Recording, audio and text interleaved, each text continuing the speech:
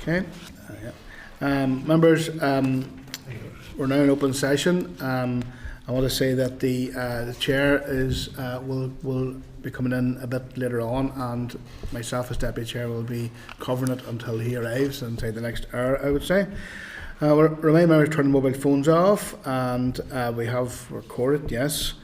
And anyone who's public in gallery can use mobile device as long as they're in airplane mode or muted. Apologies. Patsy said he was late due to urgent business. Aoife is on her way, and apart from that, we have the chair will be joining us shortly as well. Okay. Number 2, declaration of interest. I remind you of your responsibility to any interest and any items under discussion today. If you have anything to declare, let us know. Chair's business. An invitation has come via the DLO and that the SULS project team invite the committee to visit Blackstone Houston Estates and Dundallen to hear about the Farm to Export project and for a demonstration of the process of livestock storage separation that they are developing. You can add this to our list of potential visits.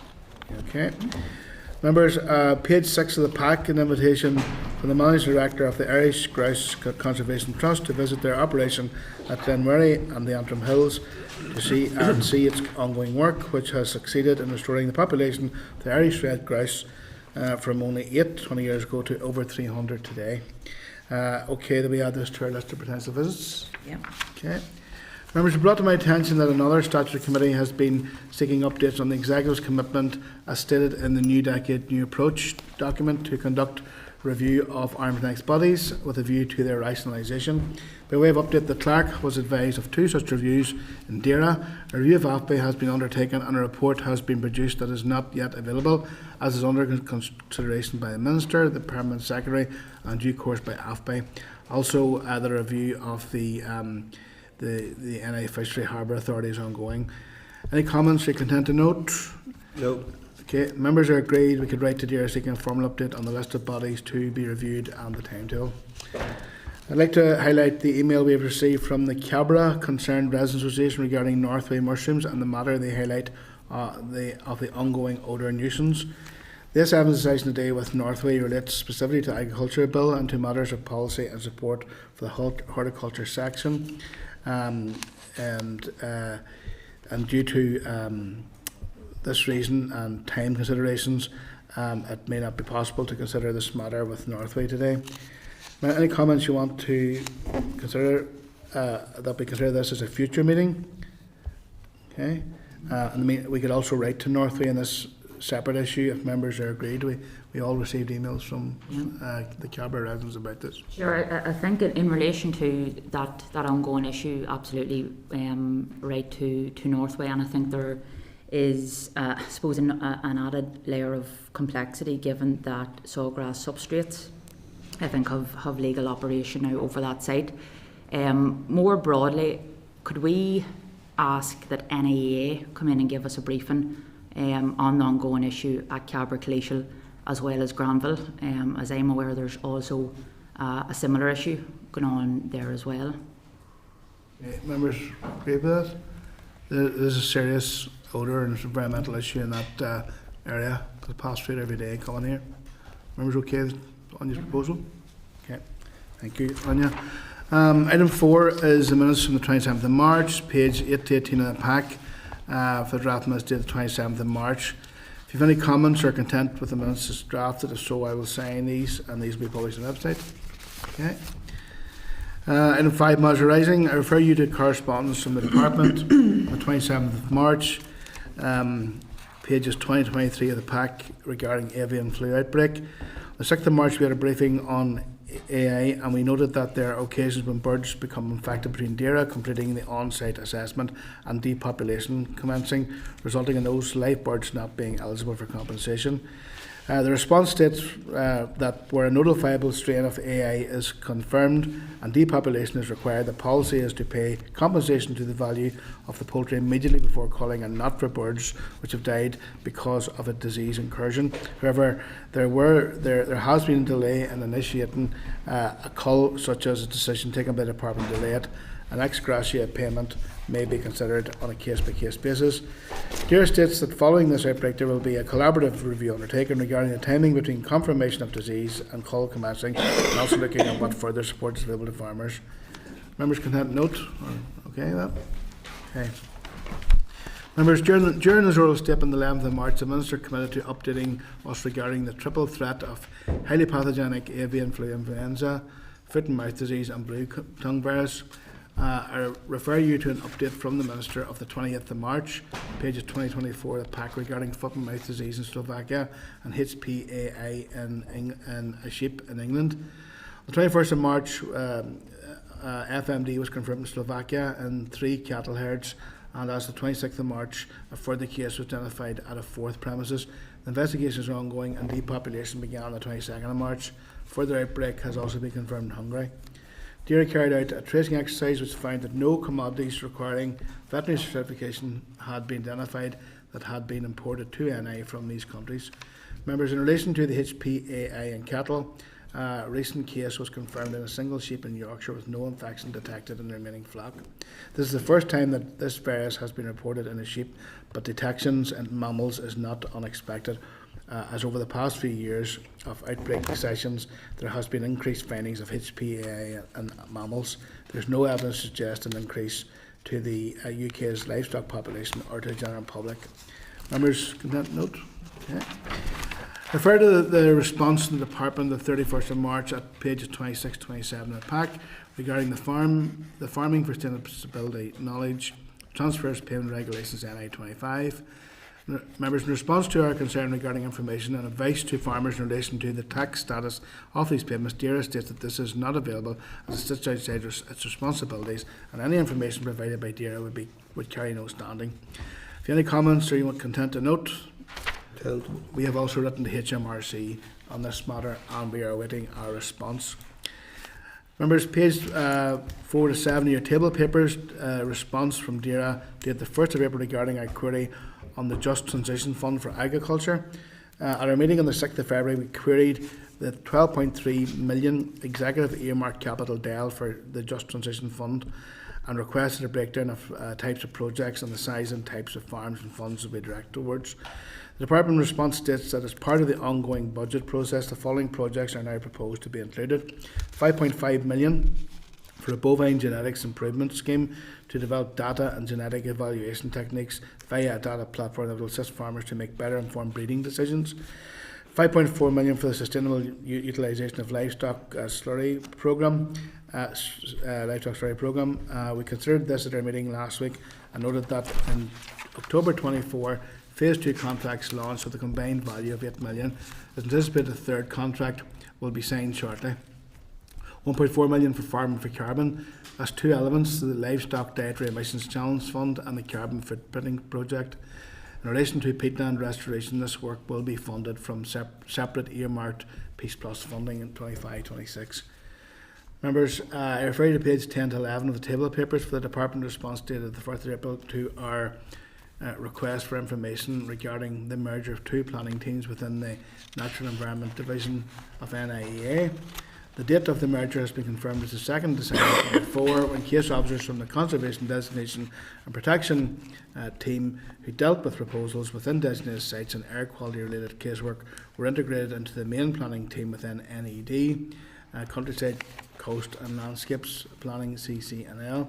CCNL dealt with all other natural heritage issues across the development hierarchy and previously consulted with CDP and proposals related to this remit. Casework will now be assessed and responded to by a single case officer. Members, content note? Okay, any comments? Okay, members, we're moving now to item number 6. We're going to receive an oral briefing from the Fermanagh and Omagh District Council Agricultural Liaison Group, and I refer you to pages 4 to 24 of the table of papers for the briefing paper. And I thank the Council for agreeing to make the journey to brief the committee here. And I welcome the following representatives to brief the committee on the matters relating to the district. Councillor, do you want to? Is the Councillor all here? Josephine, Councillor Josephine Dehan. Well, they're outside, are they?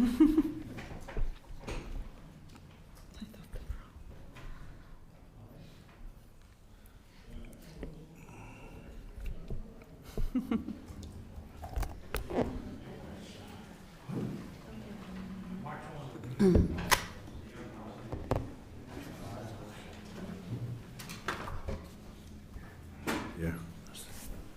Is there really? How's it going? There's your seat there, Alan. Oh, yeah. Seamus, Bernard, there. Seamus, you're there, yeah. And Josephine, and John.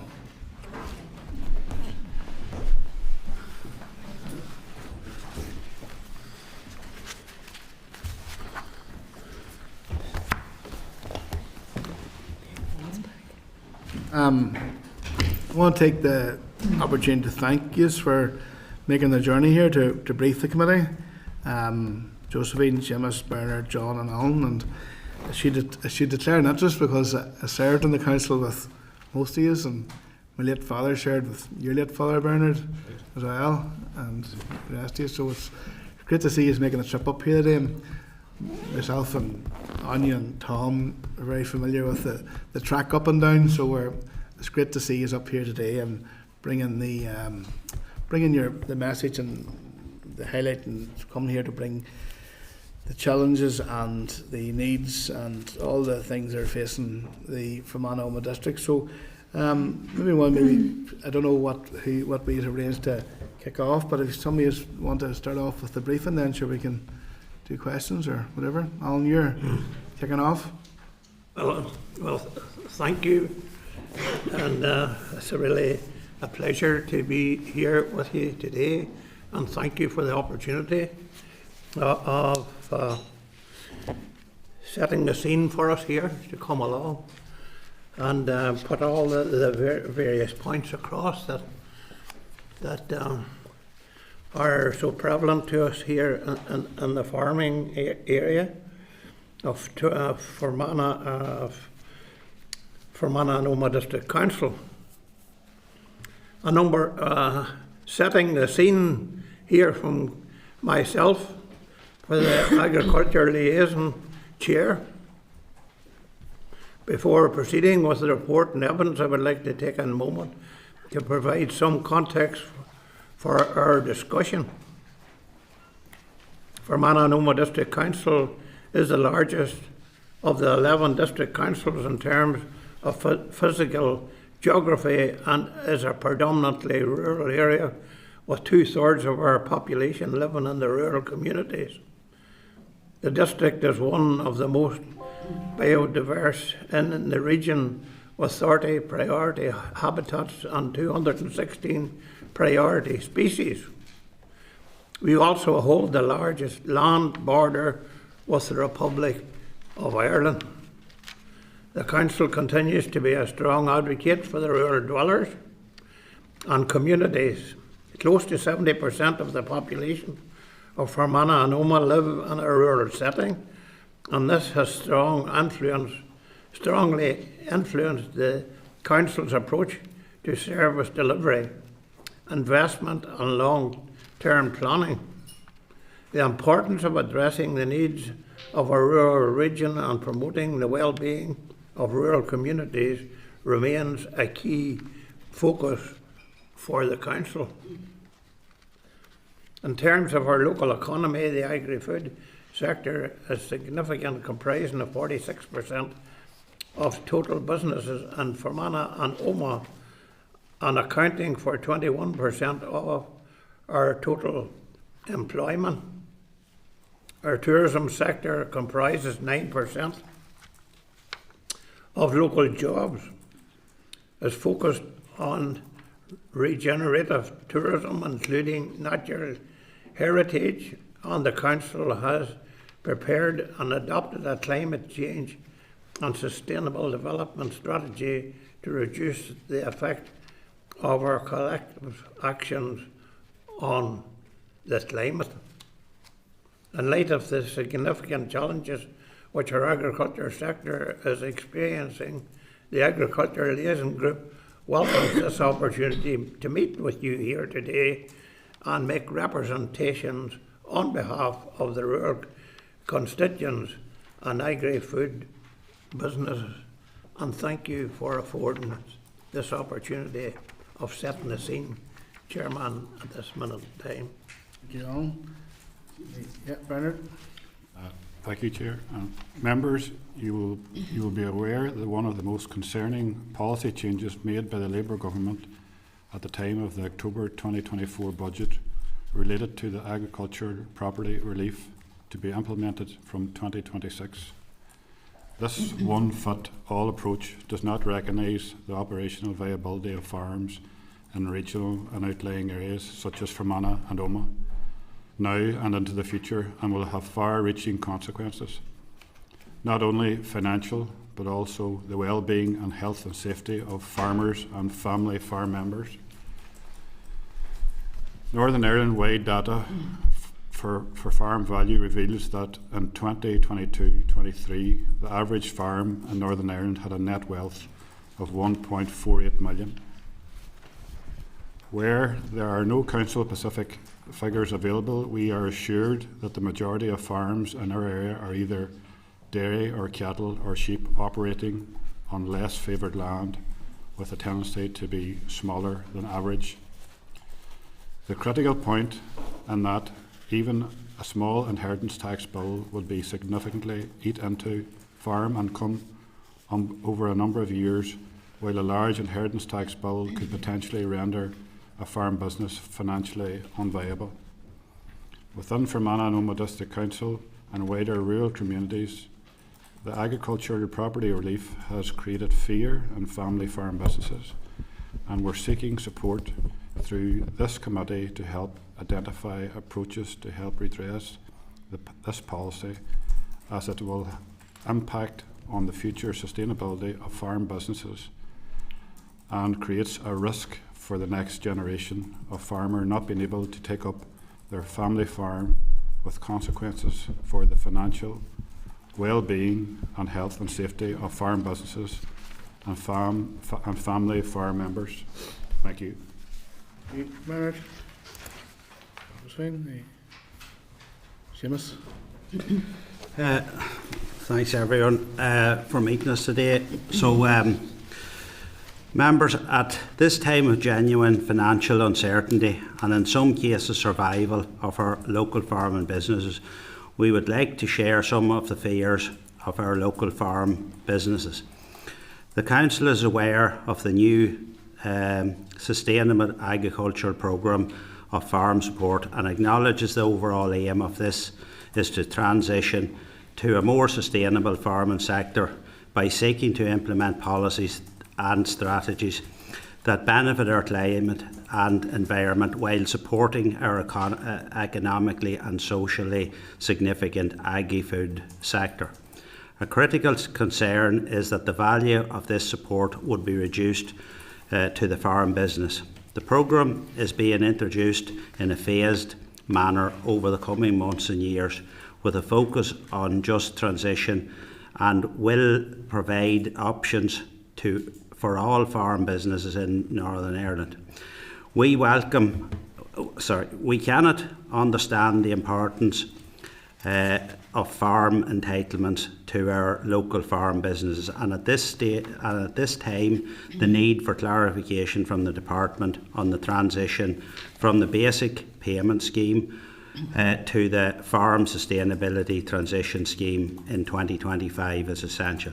We are also seeking assurances from the Department that it is delivered in a fair and equitable way to all farms geographically and by product or production, and that payments will be increased rather than reduced in line with the cost of living and the cost of doing business. And following on then, the reinstatement of ANC payment. Members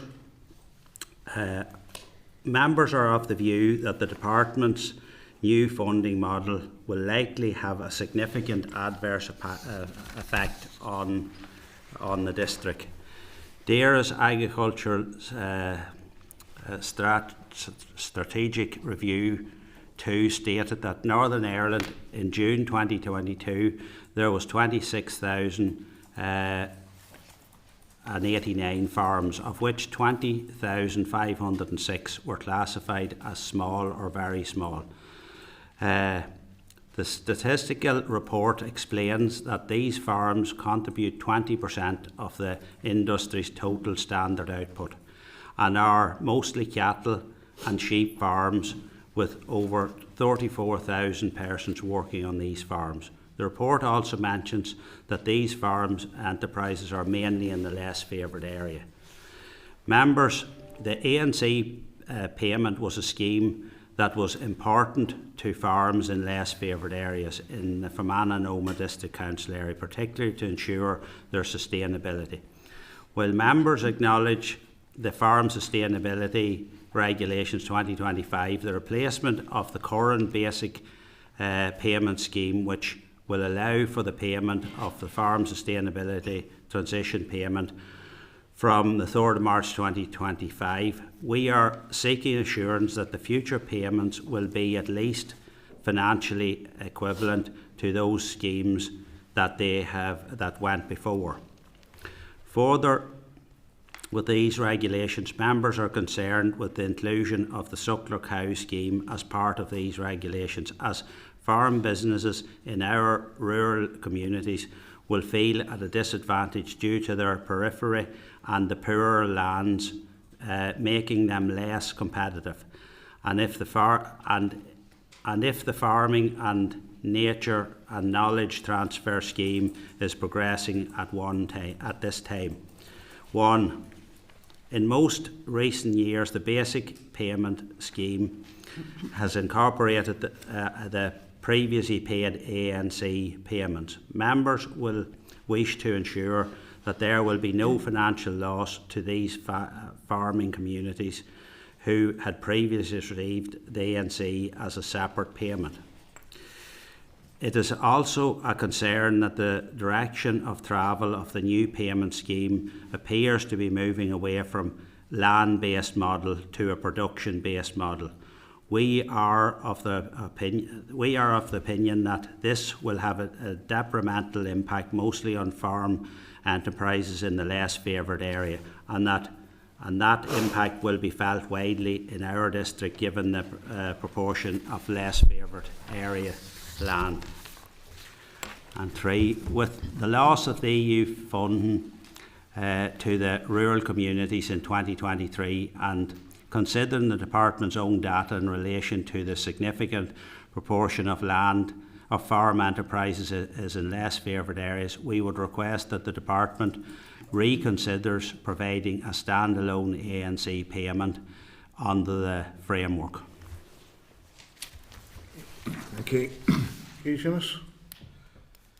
Adverse weather. The Council met with Minister Muir, MLA, in September 2024, and during that he acknowledged the poor weather conditions the local farming community were experiencing at that time, leading to days and weeks when farmers couldn't access their land.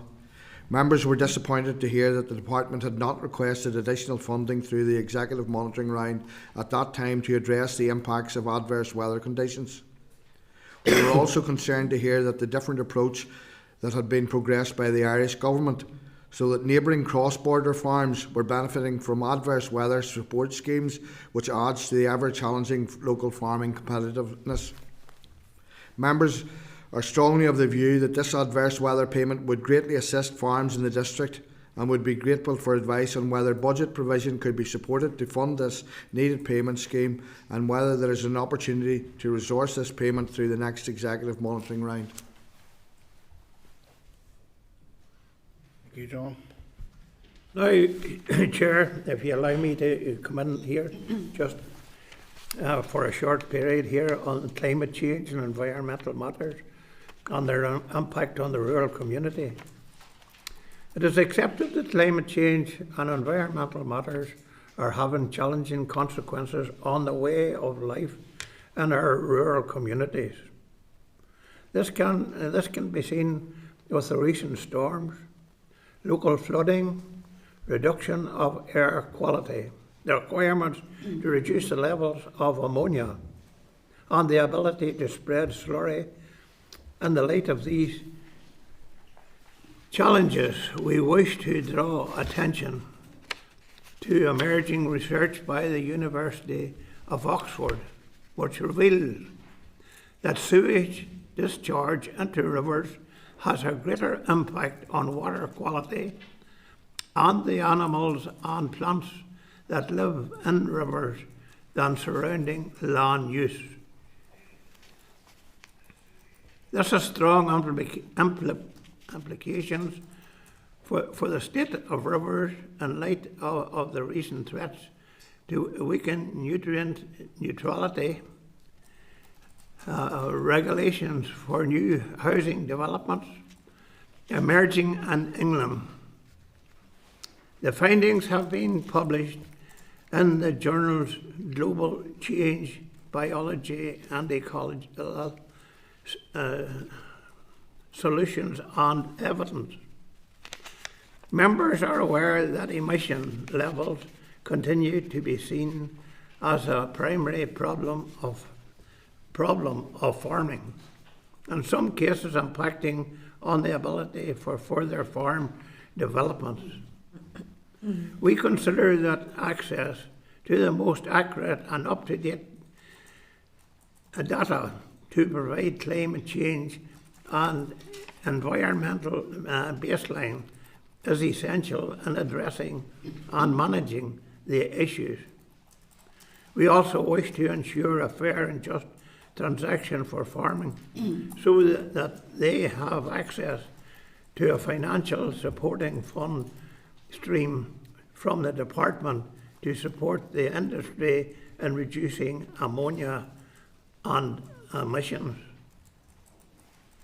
Another area of concern for farming is the control of bovine tuberculosis, and I suppose I don't hardly more than need to elaborate on that there as something that everyone is aware of. At this time, the policies, programme and tools being used do not appear to be working, with heavy consequences for farm herds and family farm sustainability.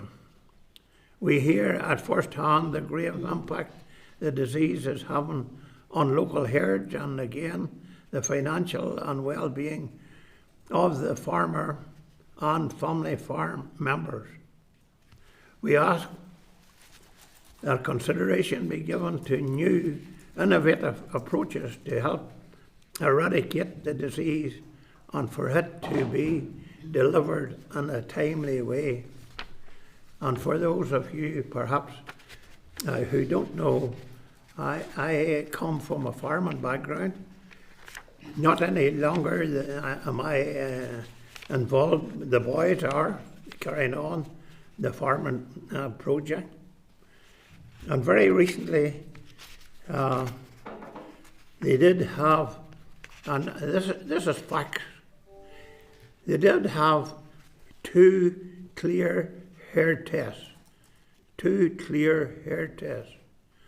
And within a fortnight, they put animals into the factory, and one of them turned out to be positive.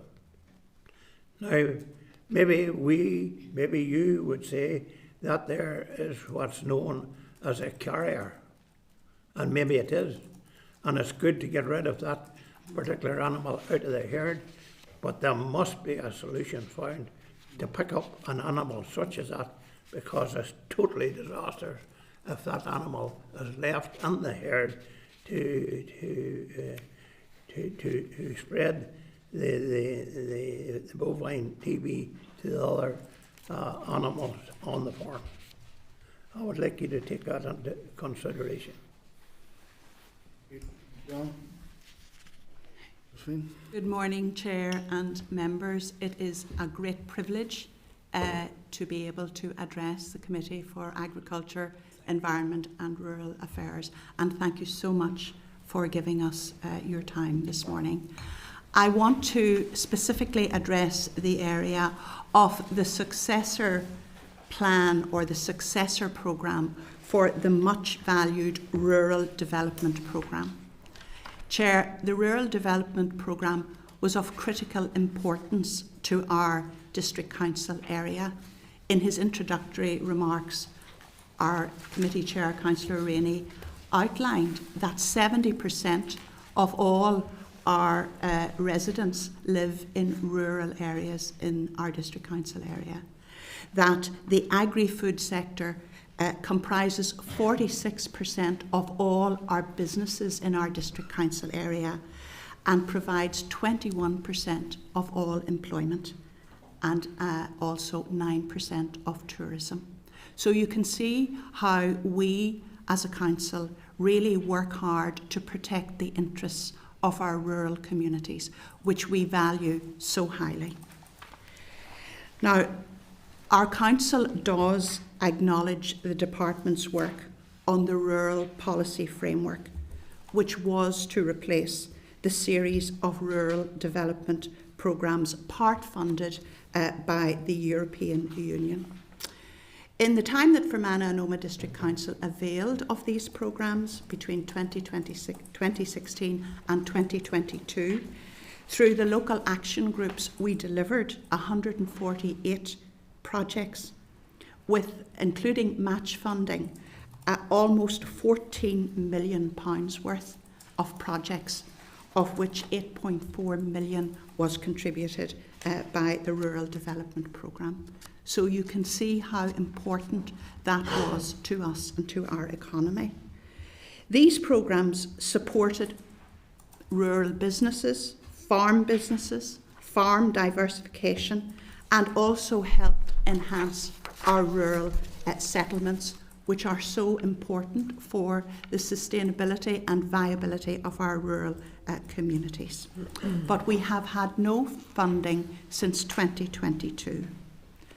And Chair, our concern would be, acknowledging the work that you have already done, our concern would be that the plans for this replacement or successor programmes have been delayed, that the budgets and the timeframes to deliver similar scaled programmes, so important previously to Omagh and Fermanagh District Council, we would like to see those progressed as soon as possible, and we would greatly appreciate your cooperation on that area.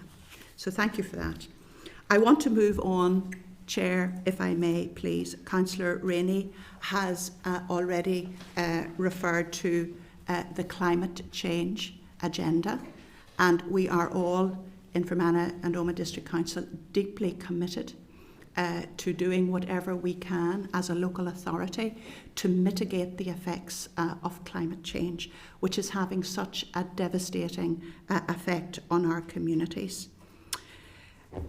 My concern on behalf of this committee is the public sector cost of the Climate Action Plan.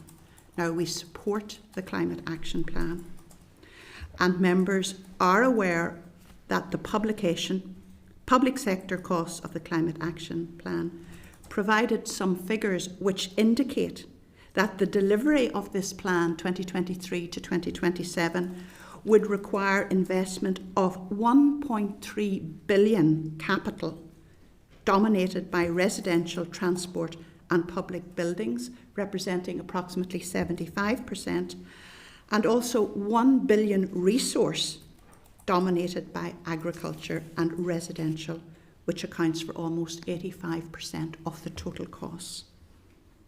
So our committee are concerned that the agriculture sector would not have to foot that enormous bill disproportionately to other sectors. And we would like to get assurance from the committee that the plans, timeframes and budgets to deliver the Climate Action Plan will not have a resultant negative impact on the financial support to farm businesses, or indeed impose great stress on a sector which is already experiencing significant financial constraints. Thank you, Chair and members. Okay, Chair and members, there's a number of other topics that you were interested in updates, so I'm going to conclude with those before handing back to Alan. Access to the public Anglican estate. The Council was extremely concerned this year to learn of the withdrawal of funding for the Fermanagh Fishing Classic and the relevant events around that. The Council welcomed the Minister's subsequent change of position on this. Departmental support for this event, both financially and practically, is essential to it proceeding. The annual Fermanagh Fishing Classic makes use of the public angling estate and brings over 180 visiting anglers from out of state to the council area, bringing very important benefits to the local economy and to tourism. Any removal of departmental support for the event in the future will mean that the event would not be able to proceed. Also, rivers and water pollution within our council area. As a council, we have repeatedly raised concerns with the relevant statutory agencies, NIEA and NI Water, regarding water pollution. Members would welcome an update on what assurances the committee has received that anything will be done in this matter. Specifically, we are interested in the issue of blue-green algae. There has been an emphasis on Loch Ness, including with recently published programme for government, but members would be grateful for an update on what has been done for other water courses, including Loch Earn, Loch Melvin and Loch Garrison, each of which has had significant reports of blue-green algae. Access to deer and nature spaces. Members are concerned that some Forest Service facilities are running into a state of disrepair, with an expectation that the Council will intervene. Members are also extremely concerned regarding Storm Owen impacts and the Forest Service response to the repair of electric lines following these events. Members are concerned to understand from the committee whether there are future plans to mitigate the impact of Forest Service trees on electrical supplies on their estates to avoid such issues in the future. Members would also be grateful for clarification from the committee on what plans you understand are being put in place regarding replanting schemes across the forest estate. Thank you. Thank you, John. Okay. Now we're at item 3, concluding remarks, but perhaps before we reach the concluding remarks, Chairman, maybe you would have some questions that you would like to pose to us, or maybe we may have other incidental highlights that we would like to share with you if time permits. Yes, that's 100%. And we don't want to totally bore you with all of our statistics, but it was important that we did that we did make our presentation as factual as humanly possible here. But maybe we could move on to an interchange with each other, if that's your desire. That's great, and thanks very much. That's been a very widespread presentation and a good range of topics raised, which I can fully identify with from the area myself. I suppose there's a number of members who want to maybe engage with you here to maybe draw out a few things, but I suppose there's just a couple of wee things maybe that I want to take a look at.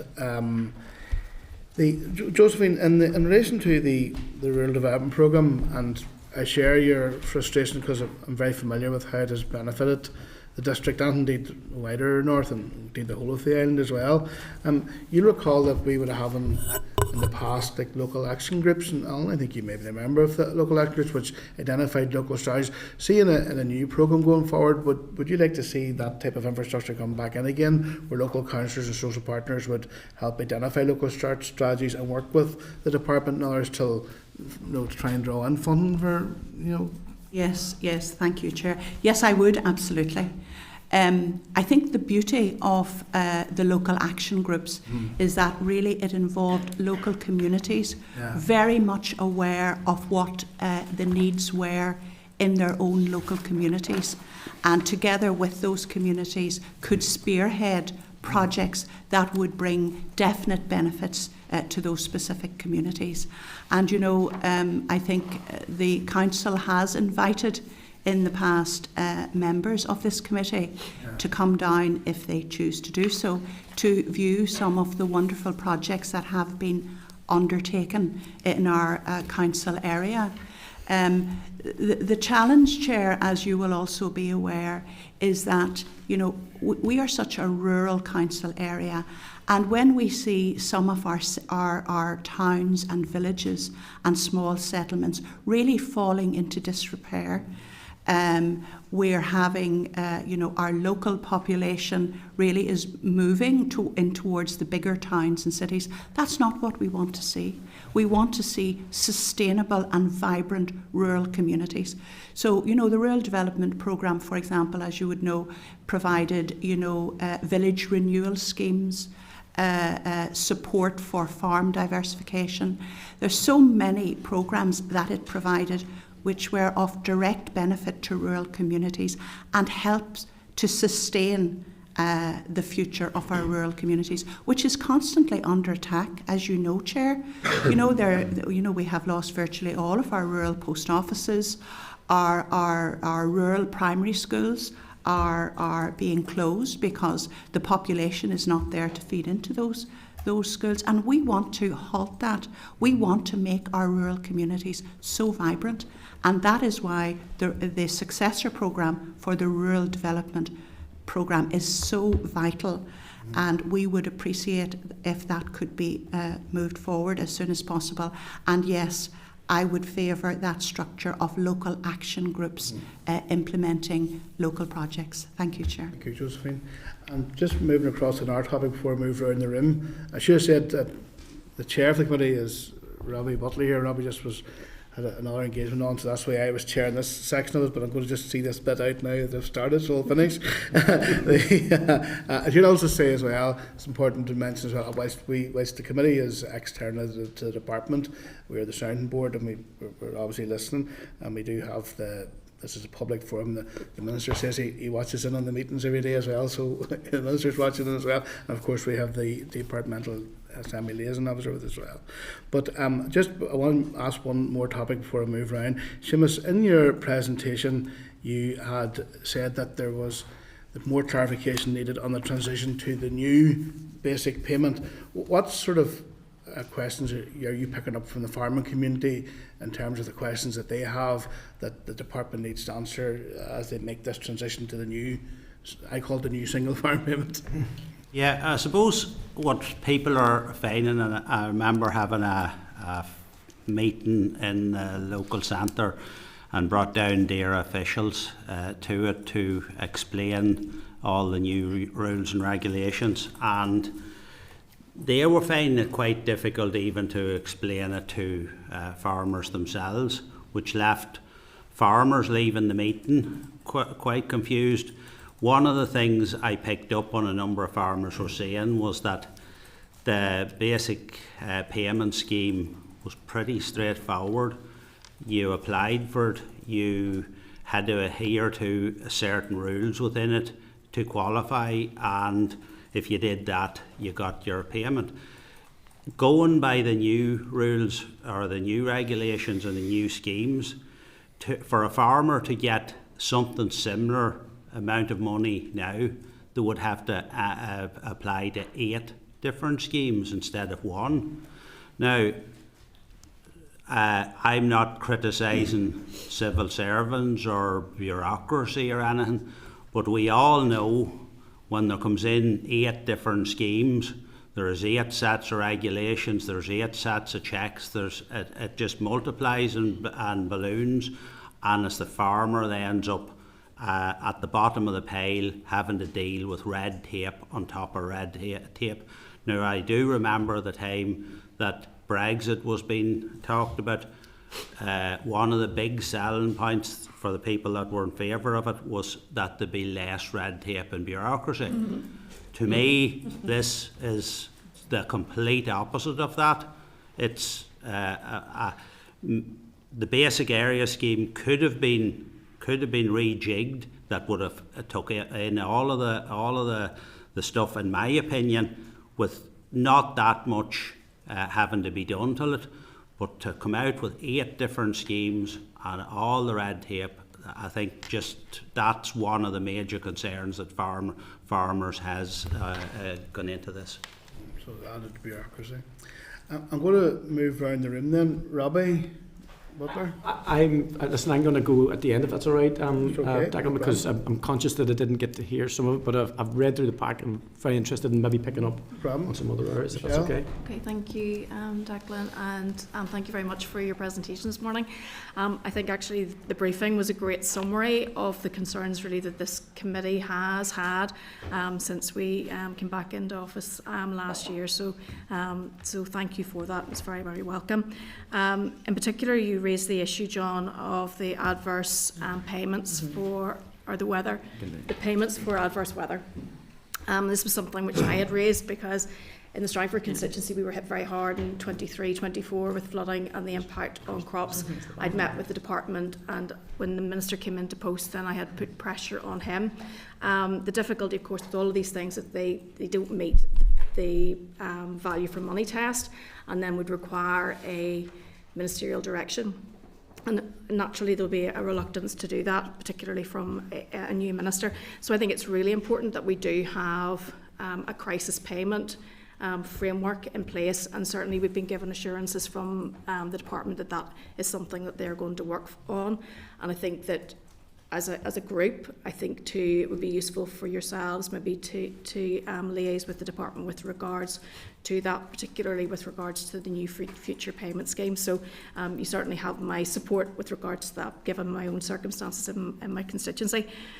On another issue, a substantial amount of agricultural land has recently been vested for the A5, and I've met with a number of landowners in relation to that.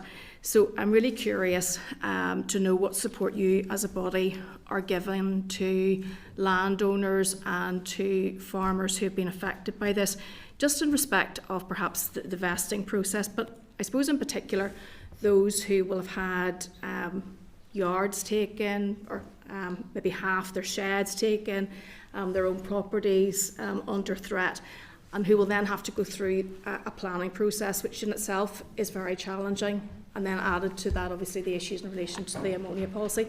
So I'm just curious what support that you're given to those particular landowners.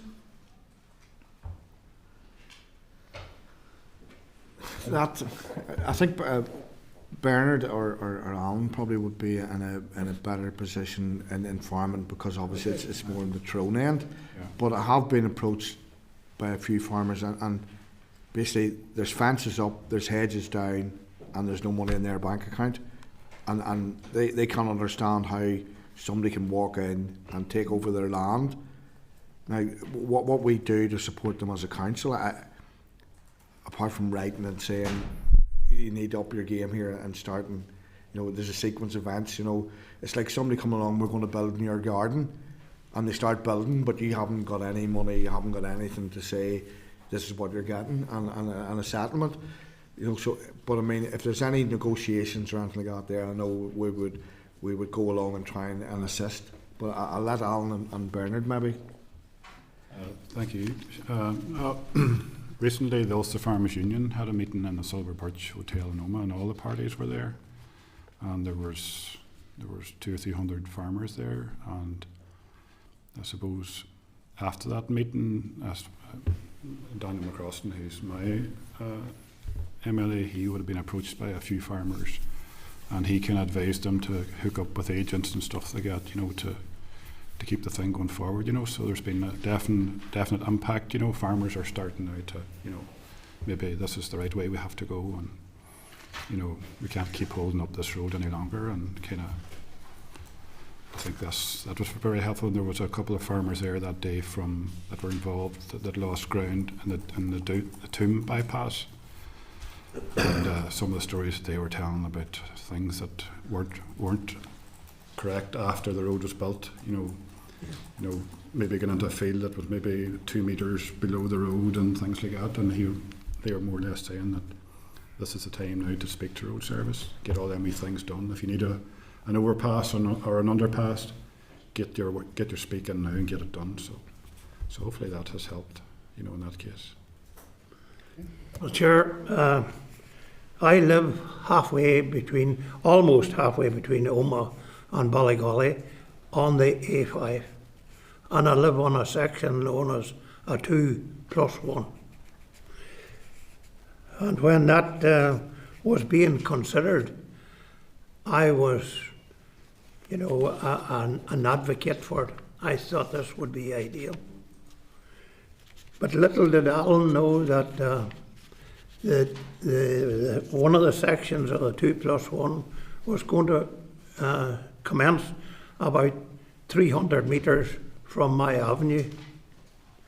And when the motors, when the HGVs, when all the traffic users are totally frustrated on the approach to the 2+1, to the overtaking, and as soon as they see it, it's and I tell you, you really need to have your wits about you there, with a result that I have been an advocate for the new carriageway, and I have done my best to defend it against those who sought to, to advocate that an upgrade to the existing A5 would be a better solution. Because if they lived on it for a while, or if they come to live with me for a weekend, I think it would really change their mind. Now, since all this has come about, you wouldn't believe it now that I'm starting to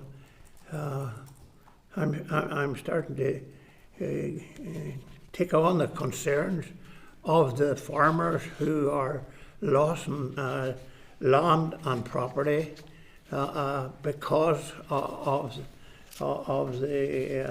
the predicament that they find themselves in, that they don't have any knowledge of what the remuneration is going to be. At least if you know, perhaps you would share it with us. But that's the situation that I find myself in, and they find themselves in, and it's totally unrealistic for the people to have to live with that milestone round their neck, that here's my farm, my property, my farmyard, whatever, and people can just, you know, develop the opening and come in, fence it off, and you're not the boss in your own territory. It's a dreadful situation, and I would love to ask you, whatever power that you have, that you would come to the aid of those people and make sure that they're adequately reimbursed for the property that they stand to lose. Because with most of them, not all of them, there may be some where it'll be a bonanza for people who are coming to the end of their farming life. But for the remainder of enthusiastic farmers who want to progress, they need to know how much they're going to how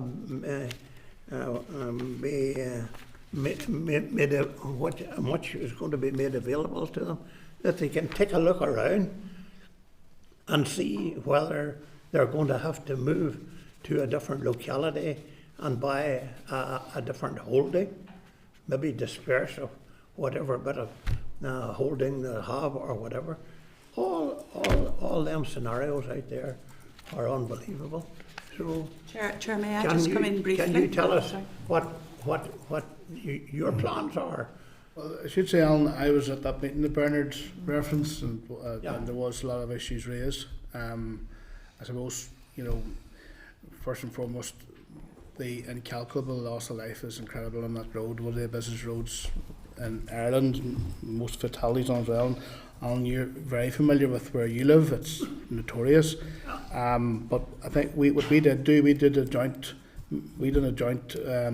meeting with the Infrastructure Committee around this issue, and made representation till LPS and DFI till iron out whatever mitigations need to be put in place, you know, till resolve the outstanding issues to try and get the road moving ahead.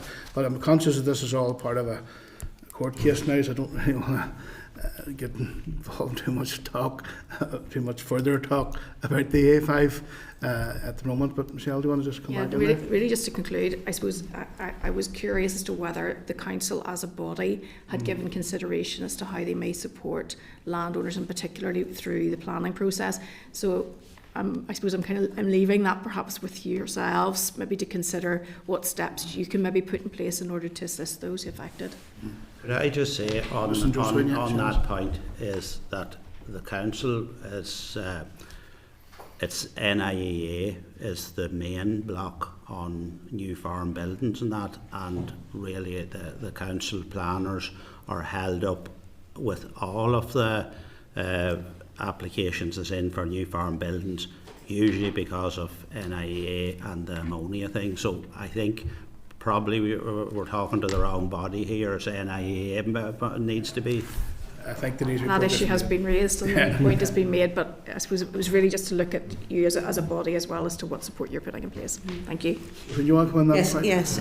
Thank you, Declan, and thank you, Mrs. McElveen, for your question, and it's a very good one. And I wanted to come in because a close friend of our families would be one of the farming families affected by the A5 development, and from a very early stage I was very much cognizant of the disruption that those farming families would suffer because of the planned A5. And we all know, if you come from a farming background, that every yard of farmland is so vital to the farmer. So it is difficult. As a council, obviously, we support the human rights of every individual, and it would be our expectation that the rights of those farming families would be fully respected and addressed. And in fact, some years ago, when the then Minister for Infrastructure, Minister O'Dowd, came to the council, one of the questions I did ask him was, were the concerns raised by the farming families, had they been fully explored and fully addressed? And also, in a previous mandate, we did have one of our councillors, Councillor Wilson, who was a very strong advocate for the rights of the farming families. So as a council, we're very cognizant of that. And of course, we feel that the direct responsibility for making sure that the needs of those farming families are totally addressed lies with other authorities, but certainly we will take your comments very much on board, Mrs. McElveen. Thank you. And thanks for raising them. I'm going to move over to Anya here. Thank you, Chair, and thank you folks for making the trek up the road this morning to come in and brief us. And it's I suppose your briefing is very, very comprehensive. And I just want to add that I agree with absolutely everything that has been raised within the briefing. Just in relation to Forestry Service and some of the queries that you've raised in that section, and keep me right here, Chair or Janice, I think we had written to Forestry Service post-storm to possibly just come in and brief us around some of the mitigating steps that they may be taking into the future. But in terms of Forestry Service's relationship with yourselves, has there been any recent engagement post-storm, or what is the next steps with forestry? I'll take that on you. I find the Forest Service probably the most frustrating organisation to deal with. I live right in the middle of a forested area. I feel that they have no apathy to the local community. They're like a foreign body that comes in and walks all over the community. As for Storm Owen, I met with them. I brought the names of a number of constituents who had fields partly covered with fallen trees, maybe 20 metres across their field, where they weren't going to be able to put out, and fences down, weren't able to come out, put their cattle out, put slurry out. As of yet, and that's maybe a month ago, as of yet, trees are still there, even though I was assured that this would be a priority and we're going to act on it immediately. And on one particular place where they did cut the trees, the fences are just lying flat, so farmers can't put their cattle out. When I asked about the fences, would they be fixed? Would Forest Service commit to fix the fences? Because as Forest Service has trees that toss the fences, they said they would look at them on a one-to-one basis. So and as of yet, nobody has had their fences fixed. And we then move then to the power lines going through the forest.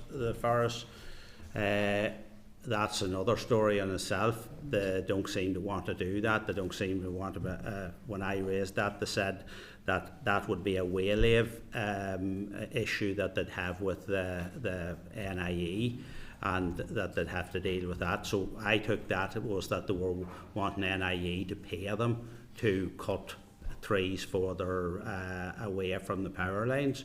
Now these trees, if you were out on site, these trees are towering above the power lines that run through them. Any blast of wind, and particularly not take a storm like what we had previously, to toss more trees now because they're already ready to go. So there's vast areas of where I come from that any kind of a storm now that comes, these trees are coming back down on top of the power lines again. It's a disaster waiting to happen, and Forest Service are sitting on their hands as usual and doing nothing. And that's my humble opinion on Forest Service. So maybe I'm the wrong person to ask about Forest Service, but because I have a particular view on them. And like Seamus, if you don't mind, I'll come in as well. I live in what's known as the Geopark, which covers Fermanagh and Cavan. Again, beside forestry, they're in there at the moment harvesting the felled trees, and they are going to local sawmills, so they're not going for waste. The Forestry Service has to be the only government department that has an income outside of what government gives them, and the price of timber has not gone down by any shot. I mean, building materials have shot up, so they're making money. They're also, as far as I understand, they're obliged to provide for the community, for an environment where the community can exercise and go in and use their facilities. But more and more, that's been offloaded to us as a council, and we're taking those on, but we're not seeing any reciprocal coming from the Forestry Service. But they've come in now beside me in what was a forested area, and people walk through it. That's completely devastated now. It's completely clear now. Storm Rowan had a lot to do with it, but it's completely clear now. I can actually see the lake. For the first time from I was a child, I can see the lake. There's that many trees gone. There must be acres and acres of trees have gone. Those are harvested. They're stacked. They're ready for away. The lorries are constantly there all the time collecting them. But as a council, it'll be fall on us to repair paths and do all that sort of work. But the Forestry Service they're banking the money from the trees, no matter what happens. Hey, thanks, on you okay? Just sorry, off the back of comments there, Chair, I think it would be very useful for us as a committee to log them, and when Forestry Service do come in front of us to raise all of those concerns. Just a quick one, again from me, Chair, and I think Seamus touched on it earlier on, around the move away from the ammonia Stanton advice. I suppose in terms of a council, and in relation to farmers within the council district, how big of an impact is this actually having on farmers throughout the Fermanagh and Omagh district, and obviously within the planning office in council as well? Well, I would say it's having a huge. This is around farm buildings and sustainability. I watched actually the sad life I have. I watched the Stormont questions to the Minister one day, and one of the questions, I'm not sure who put it to, but one of the questions was if a farmer was replacing a building that was causing a lot of emissions and was able to guarantee he was putting up a shed that saved 80% of all emissions escaping from the building, would he be able to get planning? And the Minister said no, he wouldn't. Now, to me, if that's the type of thing that our department and even planning service and that has to deal with, like farming, we may as well be in a national park where we're being treated as a museum. Farmers can't actually improve their buildings and improve the environment. So basically they were being told, no, keep your old building, put out as much emissions as that building's putting out, and don't dare put up a new one that would save it 80%. To me, that's an incredible position from a department to be putting out to farmers. So it's a huge issue. Farmers, there's loads of young farmers trying to develop their farms, replacing old buildings, and can't. They're just they're in limbo at the minute. And how long has this been going on? This has been going on a number of years. I'm not sure whether any of you are able to tell me, is there an end in sight on this? Is there a solution coming up? Because we don't never hear tell of it, so I don't know. And farmers like to plan for the future and they can't. Just on that point, Chair, I think we should write to the department, or maybe even NIA, just to seek an update as to where this whole situation is at. It has been going on for a number of years. NIA have contended that they're dealing with cases on a case-by-case basis. And I know William has raised issues with this previously as well, so if you could just write to the department and maybe even NIA to see exactly what's going on. And where is the ammonia action plan at? Yeah. Just on that, Chair, in Northern Ireland, we're producing enough food for 10 million people, compared to other parts of the UK. So we have a lot more intensive farming going on here, just to note that as well. And I also think as well, it's important to point that because of the Fermanagh district, there is, and it's a beautiful landscape, but there's a lot of special conservation areas, and the more special conservation areas you have, the more the ammonia challenges are going to impact on you as well. I'm going to move over to John here. Chair, thank you, and thanks to all who have presented and answered questions. I'm going to not repeat any questions that I've asked, but I'm going to try and throw something else into the mix, if you don't mind. And I'm keen to know how you work with other bodies more broadly, and what support you're getting, if any, from those, but also how things tie together within Council. Now, you mentioned previously you have a Climate and Sustainability Committee, and that's probably not the right name for it, so I'm keen to know if you work with them, for example, on things like extreme weather. There's ample scientific advice available to show that if we don't deal with climate and the emissions contributing to climate, then your extreme weather conditions are going to worsen, not get better. So that's the case for doing something on emissions and pollution. And on water quality. So that's the first thing, just to get a question around. Combine these two things together, if I may. Just how you're working with other groups, either within the Council or externally, to try and tie those things together. And also, if you don't mind, a more direct question on water quality. There was an Oxford University report mentioned previously there, and as far as I know, that's based on 4 rivers in England. Which may have very different levels of population around them. The catchment could be completely different. The sewage treatment works around there could be completely different than anything you have in Fermanagh or we might have elsewhere in Northern Ireland. But Lough Neagh pollution figures show something very different. And I'm not saying that one contributor should be treated differently than another. We have to be absolutely clear about that. The 2 bigger contributors to the Lough Neagh crisis should be dealt with in the same way as what was identified as the smaller contributor, 12% associated with septic tanks. So do you as a committee believe that all polluters in every instance should be dealt with appropriately and prosecuted to deal with the pollution and water quality issue in the first instance, but also the climate issues and the weather conditions? I think we understand that there's different ways, but there's those who deliberately pollute and there's those who accidentally deplete. I think you need to show on an individual basis. You need to look at how and why. Sometimes, what's the point in fining somebody £50,000 or £100,000 and then want them to do repairs when you could go in and say, this is what you need to do to stop doing what you're doing. You've made a mistake, you've done something wrong, fix it, and then they pay for fixing it. Why go in and fine them whenever you can? Because then people, I feel as though people are hiding things and have a fear, a massive fear of being caught. Farming businesses around me, quite a number of them, back when we first discovered that silage pits weren't properly sealed, they were fining the farmers.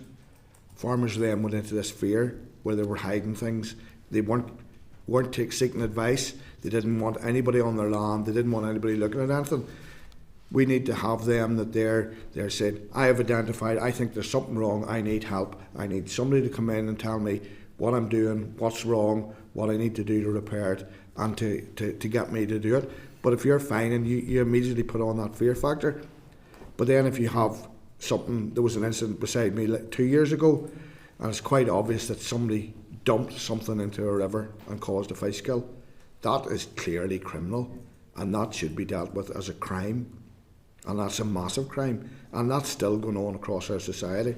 There's stuff going into rivers and into the ground that shouldn't be. That is criminal and should be dealt with that way. But I think as a whole we should be working strong education and a strong way of identifying and assisting people to repair and fix what needs fixed and identifying problems. Because if we're going to make people criminal, it immediately puts up a block to what generally are people who are thinking they're doing the right thing but are doing the wrong thing. It's that sort of balancing act. But criminality, where it's clear criminality, you have to deal with them as criminals, in my opinion. Could I just say, Chair, if you don't, to answer your question, I think that anyone that breaks the rules should be held accountable for them. There is any amount of regulation around farmers of where they spread slurry near waterways.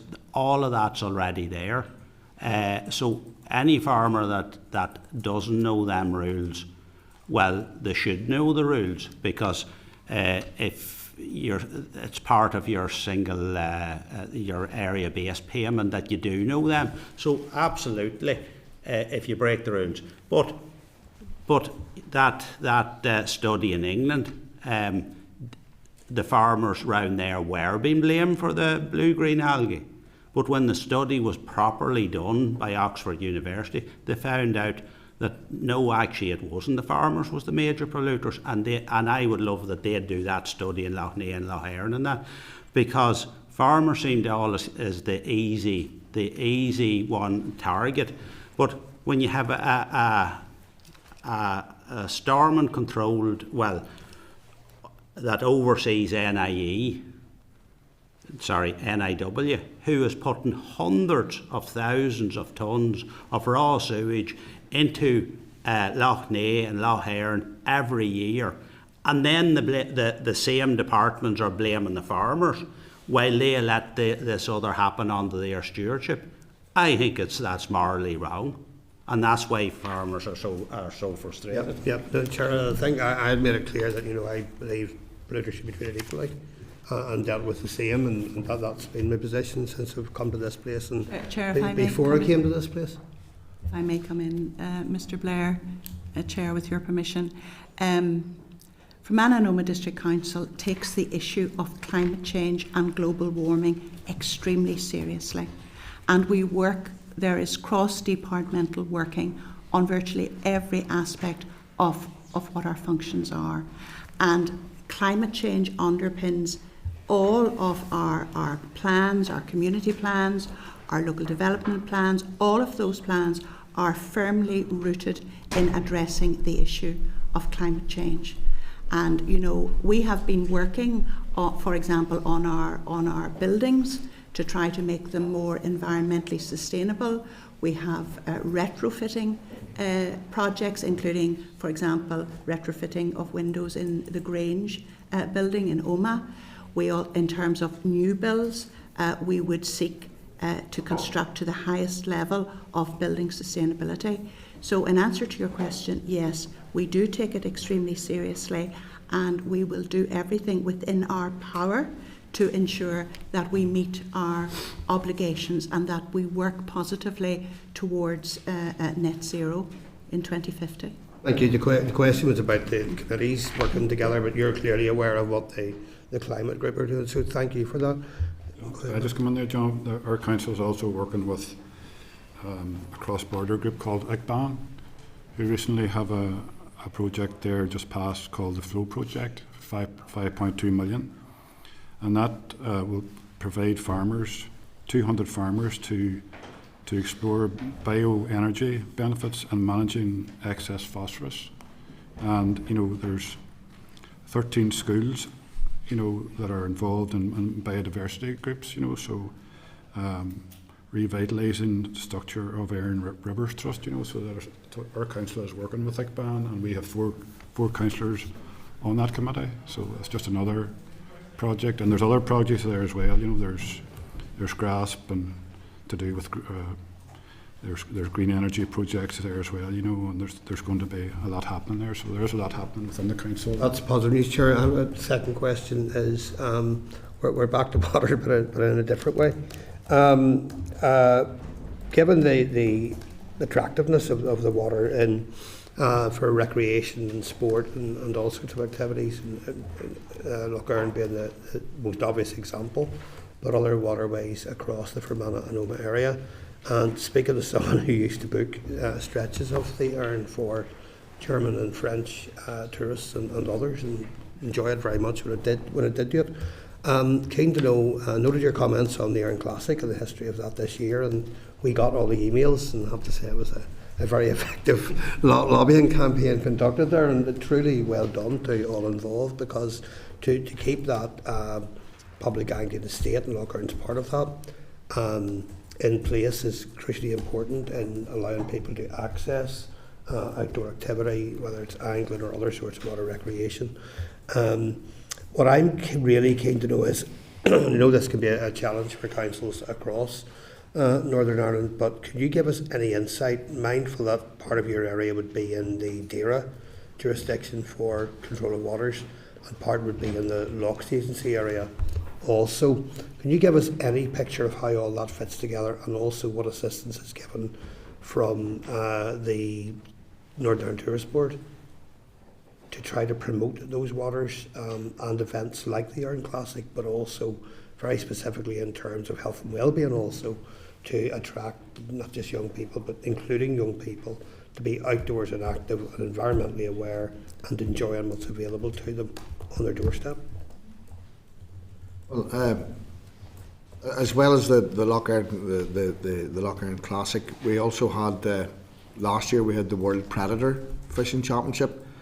That's a massive competition. These people, a lot of the people, especially the Eastern European countries, were professional fishermen, and the equipment they brought over was extremely specialised. They catch the fish and they release them back in again, and I mean they want to come back. They said that it's the best place for to hold it, and that's part of what we're dealing with is this word of mouth amongst the fishing community that's there, and they're talking to each other. Ancillary to that, they came over for 2 weeks to practice on Lough Erne before the actual week of the championship. So they were there for 3 weeks staying in local hotels, using restaurants, being in the community, and also engaging local people for expertise as to where to catch the large fish. I mean, there was fish, I think 1.2 metres long was the largest predator fish in Lough Erne. So that's when you're sticking your foot in the water, remember there are fish that size in there. But also, we also have the angling associations and people like that. They're running classes for. We had I think it was 2 weeks ago at the Killyhaviland. They had a fly fishing class. showing children how to tie fly, or young people how to tie flies, and to get them to engage with their groups. So we're working with those groups. There's a group also in Loch McCrory, which is one of the leads for Northern Ireland fishing, and Declan would probably know that area better, but they're actively out there.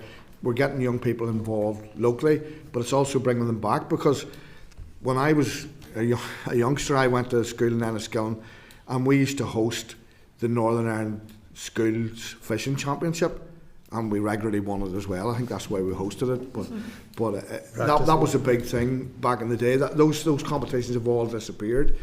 Trying to get those back, and if those were to start again, we would be supporting those to get them back, to get young people. We have as well. We now have 2 lifeboat stations, 2 inland lifeboat stations, and unbelievably they're very active, because we need to educate the people going out onto our lakes now to make them safer. And that's actually, as the chair of the council, they're my charity for the year, and I've been actively working with them. And in my past life, I unfortunately attended a few of the cold water, and using this forum as well. I've been where we've had cold water drowning incidents as a police officer, and it's something that I feel strongly about, and I know at the lifeboat as well. So we've recently done a video on that. It's very badly done because I'm in it, but it is a video highlighting that. But we are working with groups. We're a slow burner. We don't want to be the next big thing, but we want to be the best thing at what we do. But there are opportunities there for skills and Yes. learning as well. Then, All that upskilling. Back to the tourism thing. Could you give us any insight? And as I said, and I know that you're part Dara area, part Loch Agency area. But can you give us any idea how that ties together with the promotion of what you have in terms of the public angle of the state and waterways more generally, and any help that might be coming to you, or any liaison you have with the tourism agencies? Chair, if I may, and thank you again, Mr. Blair. Well, we recently had Fermanagh and Omagh District Council hosted a very successful tourism conference focusing on the theme of regenerative tourism. And of course, we recognise the central role that our lakes and rivers and waterways play in our tourism product, particularly in Fermanagh, but also in Tyrone, in the Fermanagh, the various lakes that we have in Tyrone, the Gorchin Lakes, Loch McCrory, Owen Calloo River, Strull River, and so on. So they are very valuable assets to us, and we would wish to protect them, to make sure that we don't have problems with overgrowth of green-blue algae. We want to make that water of the highest quality, that people can use it safely. Thinking back, Mr. Blair and Chair, to the Paris Olympics, where some of the water events had to be postponed because of the poor quality of the water. We know how vital it is that we protect our waterways. Some of the tourism projects that were presented at our tourism conference really utilised the waterway for water sports and so on and so forth. We know that as a council, because we're rural, that we have to take full advantage of our tourism project.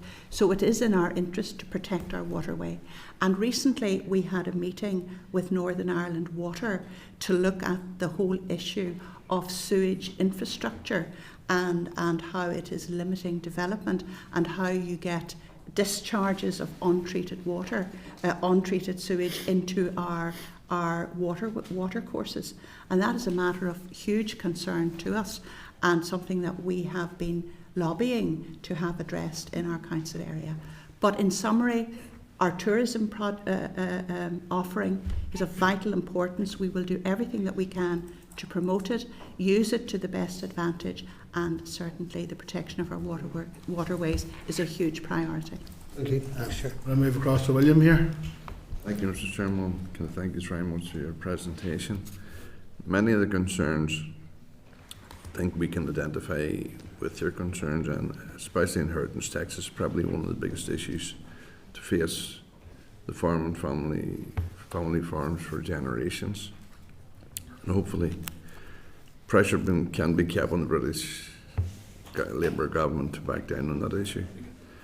The other issues, the A5, I think it's absolutely scandalous that they can move in and fence off land and cut down trees and remove hedges, and hasn't even made a price for the farmer. It is an issue, and I've written to the Minister in relation to that. One other gentleman mentioned the Forestry Service. I have the very same issue. Fences down around Gosford Forest Park, damage done to farmers' property. And I've rang, I think, 4 occasions and haven't got a satisfactory response as yet.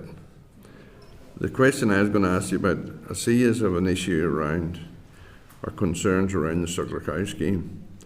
Just wanted to know what your main concern was in relation to that, because Suckler Cow numbers are down in Northern Ireland, and I had thought a scheme might help sustain the Suckler Cow.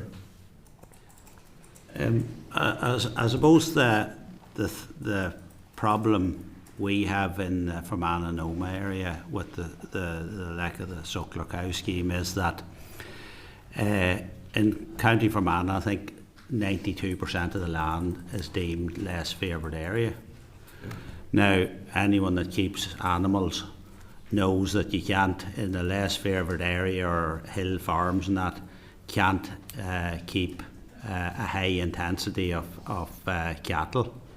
So our fear is that money through a Suckler Cow scheme will end up being moved from the area-based payment, where you got paid on your land, because hill farms possibly need to be, you know, if you're keeping 20 cows, you probably need 100 acres, where if you're down in County Down or somewhere there, or wherever in the good land. Might I say, I don't think Fermanagh land's all bad. But Well, 92% of us deemed a less favoured area, but but if you're down in the, probably 30 acres will keep 20 cows, or 20 acres will keep. So that's what our fear would be, that it'll take money from places, the poorest areas, and the farmers who would be the poorest farmers. It'll take money away from them and give it to the more intensive farmers in the good land. So that's basically what our fear would be. Now, if you're from, I don't know where you're from, William, but if you're from an area where there's a really good fertile land, it'll probably suit an area like that. So that would be our fear. Yeah, well, I declare an interest. I have no Suckler cows, but I'm partnering in the farm business.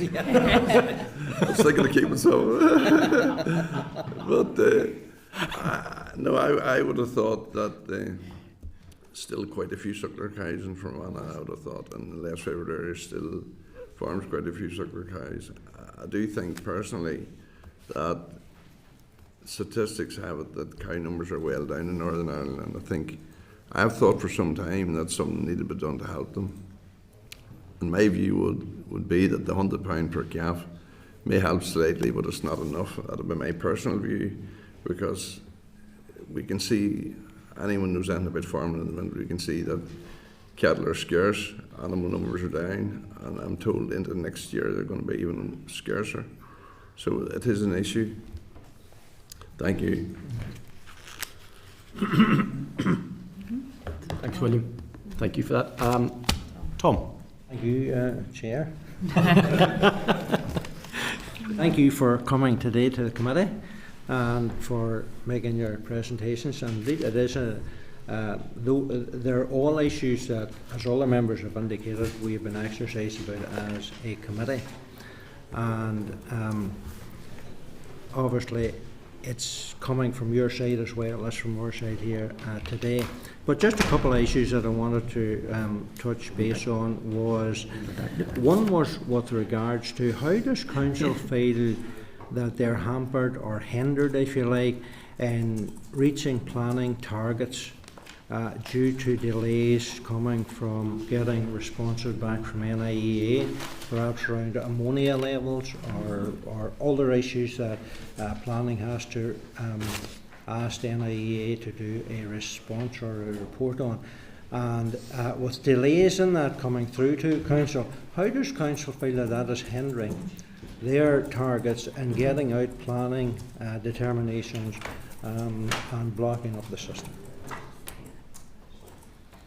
Well, I suppose one of the, like a case there I heard of today where a young fella's coming home and he's wanting to change his farm from beef to dairy, and he's wanting to build a parlour and the sheds for that. But NIA, they are saying if he does that, he'll double his ammonia. But he's not doubling his ammonia. he's replacing one type of farming to another, so there'll actually be a net zero of it. But NIA can't get their head round that. They are saying, well, that's doubling the ammonia, which it clearly isn't. So NIA, I would find to be quite a problem, and I'm just wondering, and this is just my opinion, is there anyone in NIA actually from a farming background? Because planning is in a gridlock at the minute. I don't know of any farm sheds that are passed that has a tank or anything belonging to them in the last 2 years. I genuinely can't, off the top of my head, know of any that's passing. So it has almost come to a standstill. So as I said earlier, these people maybe wants us to be like a national park and a museum that people can come in and look at us, you know, and say, God, that's the way it used to be. But, you know, that's not going to encourage any young fella to come into farming or anything. So to answer your question, there is no development going on at the minute that I know of that's passing. I think, though, the gist of my question was, does council feel that there's a backlog within planning applications getting determined because of a lack of responses from NIA? Well, there's three of us here that sit on the planning committee, and we have backlogs come back now. We have I came on to council in 2019, and there's cases from then that still haven't been cleared up, that are still waiting on NIA. Either there's a bog close by, there's something, and they don't seem to be able to make a decision on what to go ahead, and that's stalling farmers. Some of them are trying to replace buildings that were built in the 60s and 70s, and others are like the one where Seamus has mentioned here, where the farmers reach an age, the son wants to come home and farm, or the daughter wants to come home and farm, and they want to change the type of the business. But NIA don't seem to understand, if you take one cow out of the field, if you take a beef animal out of the field and put a dairy one in, you're not going to put the both of them into the same field, because you only have a limited amount of grass for them to eat, and that's basically, we're growing grass to feed animals to produce either a dairy product or beef, but you can't do both. You can half and half it, you can do it that way, but they don't seem to be able to get their way around that, Tom. And anything we've passed has been for general purpose machinery sheds and stuff like that there, and some of them have been change of use. It's just with the department listening on, no doubt, to the committee today, it's important to hear from council as to the problems that they're facing with backlogs and planning, and not getting determinations out simply because they can't get responses from NIA. No doubt that will be picked up by the department, I would hope, today. One other question was from your committee. And we know about the A5, and as has been mentioned, running through not only West Tyrone from one side of it to the other, but also through the middle of the council area in the Omagh side, and the loss of land that they're going to be. Has your committee then done any or carried out any assessment as to the impact that this loss of land is having actually on the farming community and on the future sustainability of the industry in that particular area? Has there been any work done on that issue? I just answer that because I think everyone else has spoke on the A5, and as a council we are in favour of the A5 being built. The amount of deaths on that road is just it's unbelievable. It's something has to be done, and when I look at the A5, it's gone on for over 20, I don't know many, maybe 25 years they're talking about it, and you'd think it was the only motorway that has ever been built. Like, if you go across the island of Ireland, there's been motorways built and improvements built all over Ireland without this, and obviously it went through farmers' lands and that. So from a council point of view, or a councillor point of view, I can't understand how this particular motorway seems to have got bogged down in this, where other ones that was mentioned afterwards has been built. And you know what, life has went on, and farmers got paid for their land, and it seemed to sort itself out. Now, I don't know what the actual nitty-gritty issues is that farmers are like, farmers has to get paid for their land, they have to get paid for it fairly. But if we're going to save hundreds of lives, you know, this has to be done, but it has to be done in a fair way for everyone. But like, this isn't the first motorway that's been built on the island of Ireland, you know. But it seems as if it is, like, you know, that this is a new thing we're doing. With all due respect, we're not questioning the building of the A5. That wasn't the question. The question was, what did the committee in council, did they carry out an assessment, or have they done any work on the impact that it's going to have on the farm businesses and on the future sustainability of farming in that area? Because the roadway is running through the middle of the Omagh council area, the old Omagh council areas that we would have known it as. And it's just to know, as a committee, an agriculture committee sitting on council, was there any assessment or anything like that done as to the impact that this is going to have on the future farming sustainability? And that is in no way, and let's make this clear, that is in no way questioning the development of the A5. We have councillors that sit on a committee called the A5N2 committee. It's like a cross-border. And we meet various groups all the time. You know, we meet road service. We've met people that have lost lives on the road. You know, so, and we meet monthly, and we're working with other councils as well, you know, other jurisdictions about other different things. You know, so there is a lot happening. You know, maybe not as much in the agricultural group. You know, but there is things happening with the N5, N2 committee. It may be something that the agriculture group on council could consider, just to do an assessment on that, to see just about the future of the farming sustainability as a result of this. Right, folks, thank you for that. I'm going to have to conclude here now with Robbie. Thank you, Standing Chairman. Yeah, Mr. Chairman. I'm not going to ask any questions, guys, because we literally have run out of time, and I'm sorry for that, because I had quite a bit down here. What I will say is that the committee were looking forward to you coming up here, but I can say genuinely that you would have lots of friends on this committee who evidently, if not on a weekly basis, do speak in very much to the very pressures that you've been discussing. As recently as last week in AFBI, when we were learning about multi-sward and we were discussing the difference in the climate. So I think Fermanagh particularly is about 3 times wetter, for instance, than Strangford. But in AFBI that was covered last week, because they're looking at the different swards for areas like that. So that's pretty much well covered. I want to thank you for giving a fantastic presentation and giving it to us in advance. And I hope that you will have enjoyed your time here. But what would encourage is that you do keep in contact with us. I think it's been very, very useful. And the final point is this, and this isn't meant to be flippant in any way. When I worked in the fire service, I had my first chance to work with individuals from your council area, whether they're from Omagh, Skintown, Lisnaskea, wherever they were from. And they worked with us up in Belfast. And I'll tell you, you're hiding your light under a bushel in terms of the type of people that live in that area. I think it's probably one of the most unexploited areas in Northern Ireland. Potential, not just in regards to agri, which is obviously a big part, but from your perspective, what you have learned out of agri and what you do, how you communicate, how you do business is exemplary in my estimation. Not just talking about the council, I'm talking about the area and the people that are from there. But this committee will remain open to you guys for communications, and I think we're very much pitching in the same direction on most of the topics. So thank you so much. We'll see you at the show. Just before I finish off here as well, was just checking over our notes there. In terms of the ammonia strategy, there's an environmental report on the ammonia strategy that's currently out for consultation. It closes in May.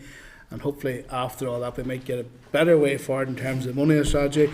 In terms of Forest Service Zone is on our list of potential visits, so I can assure you that they should be raised. But again, I want to reiterate what Robbie said. I know he's made a big track up here today, and the department's listening, we're still listening, we'll be making your representation.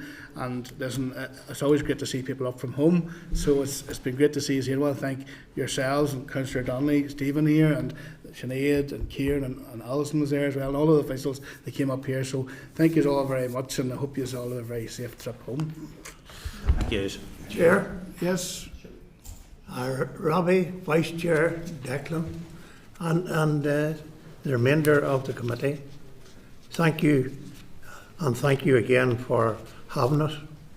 Just a quick word. There was a few councillors went to the Netherlands a fortnight ago to see how to deal with the ammonia. Two simple things. You can dilute it. Dilute the slurry, and that will help to reduce the ammonia result. But if you do, you need holding facilities for it. And then when you go to spread it, you need land to deal with all that extra water that you have added to it. Now the solution is Lely, who are notorious for producing all of these robots. They have developed a machine, a robot, with using solid floors, and it'll go around and it'll suck up the urine from the solids and deposit that into a separate tank, and that can be used for fertilizer. Then they come along with the scraper and scrape the dung from the passage out into what you and I know as the duchel. Now, if that's not... That hasn't made it out of Fermanagh at the minute. I mean, that's, to be fair, Alan, that's new to me. If that's not taking a step back in time, you know, that's how you're expected to deal with it, and that's the reality. And well, for the future, on behalf of the members of Fermanagh and Omagh District Council Agriculture Liaison Group, I would again like to thank you, Mr. Butler Robbie, and to you, Declan, and your colleagues for facilitating today's meeting and listening to our presentation. We would request that the committee report back to the council in due course on the issues raised today. And before we conclude, we would also like to extend an invitation to any of you who would care to join with us and visit us in our committee to come to Fermanagh and Omagh District, and you'll be very welcome. I don't suppose Declan, Tom, or any of the rest of you know where I'm talking about.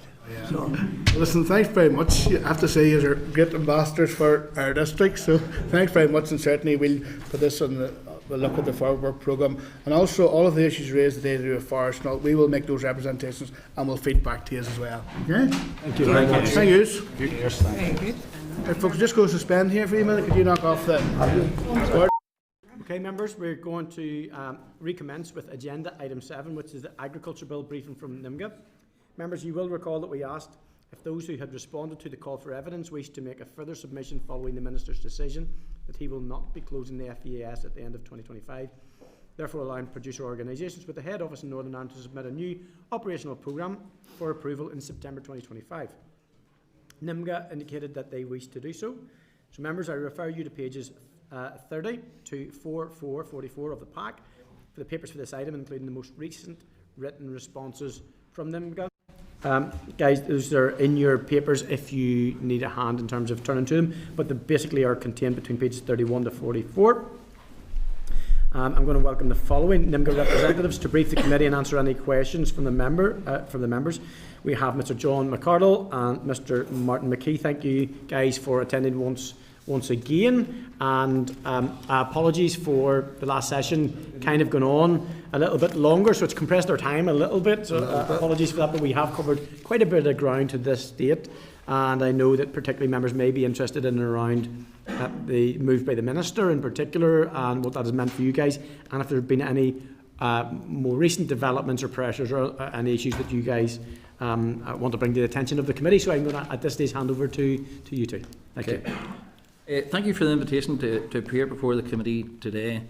The Fruit and Veg Aid Scheme is the only substantial means to access support for the industry. It is worth up to 1.6 million to the mushroom sector.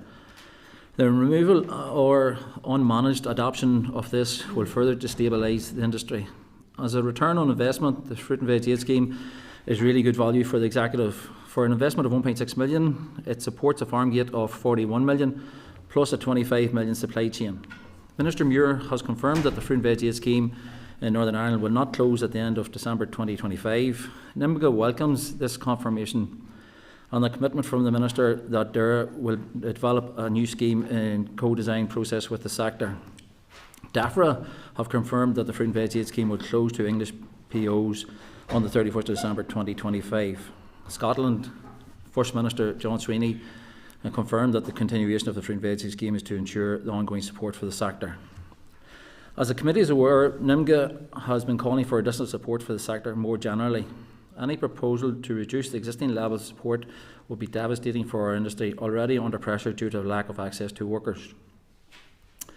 As the main source of support for the mushroom industry in Northern Ireland, NIMGA believes that any changes to the Fruit and Veg Aid Scheme should, at a minimum, protect and positively enhance the existing scheme.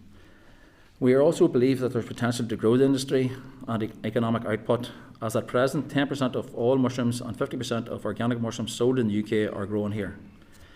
Our key asks on the Fruit and Veg Aid Scheme is in response to the call for evidence. We highlighted Clause 1 and Clause 5 as problematic. We made the following comments.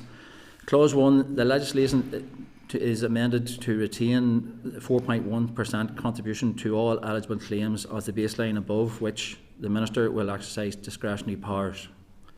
Clause 5 that the proposal to repeal the scheme is removed or replaced with a commitment to replacing it with at least the same level of support as was available under the Fruit and Veg Aid Scheme, having been designed in consultation with the mushroom sector or Fruit and Veg Aid Scheme's beneficiaries, and that the commencement date of this is immediately after the revocation of the existing scheme.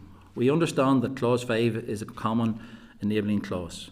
However, as stated already, we welcome the Minister's commitment to work with the sector to develop a future scheme. However, given the timescales involved, we remain concerned that the sector will be exposed if the transition to new arrangements can't be completed on time, particularly due to factors beyond our control. We appreciate that any secondary legislation using the powers to modify would require Assembly approval, given that it would be subject to affirmative resolution following further scrutiny by the ERA Committee. We would ask the committee, given that this is the only opportunity to amend the legislation, that you explore in your discussions with the Bill's Office any or all language required to deliver these outcomes, to deliver at least 4.1%, the same level of support as available under the Fruit and Veg Aid Scheme, a new scheme which is designed in consultation with the mushroom sector. The start of the above scheme is immediately after the revocation of the existing scheme, and the transition arrangements in place to ensure no disruption to support available. We have set out suggestions how the scheme could be enhanced in the future through the development of the replacement scheme reflects genuine co-design process with principles agreed in advance to informing decision making and ways of working. Ownership of CAP-X items will sit with primary producers once they're purchased through the PO. A 7-year option to allow for long-term planning over and offer a level of security, especially with automation. Incentives for environment and R&D actions similar to the 80% offered by the EU scheme. 80% funded for automation and robotics. Greater flexibility and higher support levels for promotional activity. Given it's a Westminster issue, we asked the committee to work with the Minister to advocate for the following for DEFRA. Changes in the recognition required to start a PO, including the numbers of members and VMP. Thank you for your time. Thank you very much for your presentation, and there may be a few questions from the members. Obviously, we're in the space now. The committee has moved into its examination scrutiny of the legislation. Very quick one, just for to reaffirm the importance of the mushroom sector to the horticulture output. So I know there's some queries in regard to the overall figure that's been provided, for instance, in terms of that output. In the recent statistics that were given, it had mushrooms at 26 million. Mushrooms are in fact 41 million. You know, if you pro-rata that there, we're up close to 50% of horticulture, whereas beforehand we were at 40%. So the stats that are produced for there aren't accurate in our opinion. You know, the 4.1% is vital to us. The 4.1% is not money that's given to us for doing nothing. You know, we have to improve our quality, we have to improve our efficiency, both environmental efficiency, energy efficiency. Our productivity has to improve. These things are all aspects of ways of us improving our business. You know, we find that we're completely underfunded when it comes to horticulture. Our minimum is 4.1% that we need to survive and to try and compete with our southern neighbours. The rest of agriculture gets the equivalent of 10% through the farm sustainability payments. You know, there's 2.5 billion of farm gate, and there's 260 million given out. We don't get any of that, so it's the only support that we have. Okay, thank you for that. And obviously, and you've already covered some of this in your presentation, so forgive me, but obviously the Minister's announcement a number of weeks ago about the extension, we've already asked some questions in regard to the certainty of that and what the impacts are if something changes, if there's a new scheme before the 3 years runs out. But given the Minister's assurances, are there any other assurances that would be enough, other than taking clause 1 completely out of the bill in terms of the discretionary piece? Because I think that's where the real pressure comes. Are there any other assurances that you think that could be given that would cause you to consider, or give you enough confidence to support the bill? When it comes to clause 1, we would like to see it amended so that the 4.1% is guaranteed. You know, so that doesn't become discretionary. Anything over and above that 4.1% can become discretionary.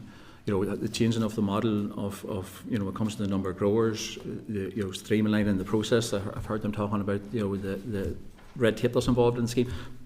That can be all. We are happy enough for that all to be improved on. You know, the likes of ownership of CapEx items, you know, the marketing of our products and stuff like that. They can all be tinkered with to try and draw more members into the producer organisations. But really, the 4.1% is key for us. You know, and just for clarification again, it's match funding. It's match funding. It's match funding, so it's not. This is something that has to be matched by the producer. To avail of. Okay. Okay. Members, are there any questions that anybody else has in mind to bring to NIMGA? Yep. Aoife? No, I don't know. No, You're happy. You're just stretching. It's fair to move, right? Are you happy enough, Michelle? Like, I can ask a couple Yes, of questions. please. I suppose it was in relation to clause 1 primarily. You had presented us with proposed amendments in February, which is obviously predated the Minister's decision then to extend the support. I suppose if there's are there any changes to that? No, we would still like the clauses, given there's a number of different reasons. You know, we don't know what's next when it comes to a new minister could come in and he could completely have a different idea of what the current minister has. So we would like that assurance that that 4.1% is there for all eligible items that will help us meet all our targets when it comes to environmental productivity, etc., etc. So that is really key for us to have that amount of money available to us. And like I say, we are underfunded. You know, we're underfunded 2.5 times what the rest of agriculture is. And I don't think the rest of agriculture has to go through what we have to go through to get that funding. You know, there's an awful lot of work involved from our point of view to try and get that amount of funding. You know, but we aren't entitled to any other entitlements. Like in a recent we do see the need to make it discretionary to improve the scheme. And this was highlighted by one of the other committees. I was sitting one night watching on YouTube. Nothing else to do, but the EU scheme is changing. The EU scheme is changing so that in the storm that happened there, we had £500,000 worth of damage done to our industry, to our houses. Myself, it's cost me 80,000. If that EU scheme had been placed, they have put in powers in their new scheme so that they can allow and increase the funding available for natural disasters. And that's in the EU scheme. That was something which is only brought into it, which would have been vital for us if it had been in this present minute in time, because there's nothing out there to give us help in the north. Okay, and obviously, when you were with us before, you outlined the issues with the schemes which were being proposed, and that you felt that there was nothing in those for you. Since your presentation, have you had any discussions with officials with regards to what it is that you need as a sector? That's it. We are in discussions with Dara, Elaine McCrory, John Harrington. We're in discussions with them about the schemes going forward. Our concerns with the schemes going forward is the timeline of the thing. You cannot be a member of two producer organisations at the one time. So our members that are in an English PO at this present minute in time can't switch over to a Northern Ireland PO until the 1st of January 2026. However, the operational programme which we have to apply for gets its funding, and it has to be in by mid-September of this year. But you can't put one in until such times as a producer organisation is set up. So there is transitional problems on that element of it. So where the department has said, the ball's really in the PO's court, and the POs are after us, so they'll talk more about this here. But really and truly, the POs can't do anything until they know what they're allowed to do. We can't work and say, if we set up a new PO in Northern Ireland for the mushroom growers on the 1st of January 2026, can we put an operation programme in? At the current moment in time, we can't. If we leave the producer organisations early, are we liable to pay money back to that producer organisation? We don't have the answers for that. So we're sort of, they say the ball's in our court, but we need to get guidance and assurance from them as to what we need to do to get the ball rolling. And again, time is ticking. We're in April now, and this has to be done for September. Not a lot of time to manoeuvre. Thank you, and perhaps we could maybe get some clarification on that. I think so. Yeah, that's a plan. Yeah. Declan. Michelle. Sorry. I'm okay. Yeah, Michelle. Just noticed there that the Irish government, they recently announced a €90 million package, which is a scheme of investment aid for the development of the commercial horticulture sector. So, how precisely, what would you see and I know there's a clear differential. What would be the main planks of player support that you'd have in the south compared to up here?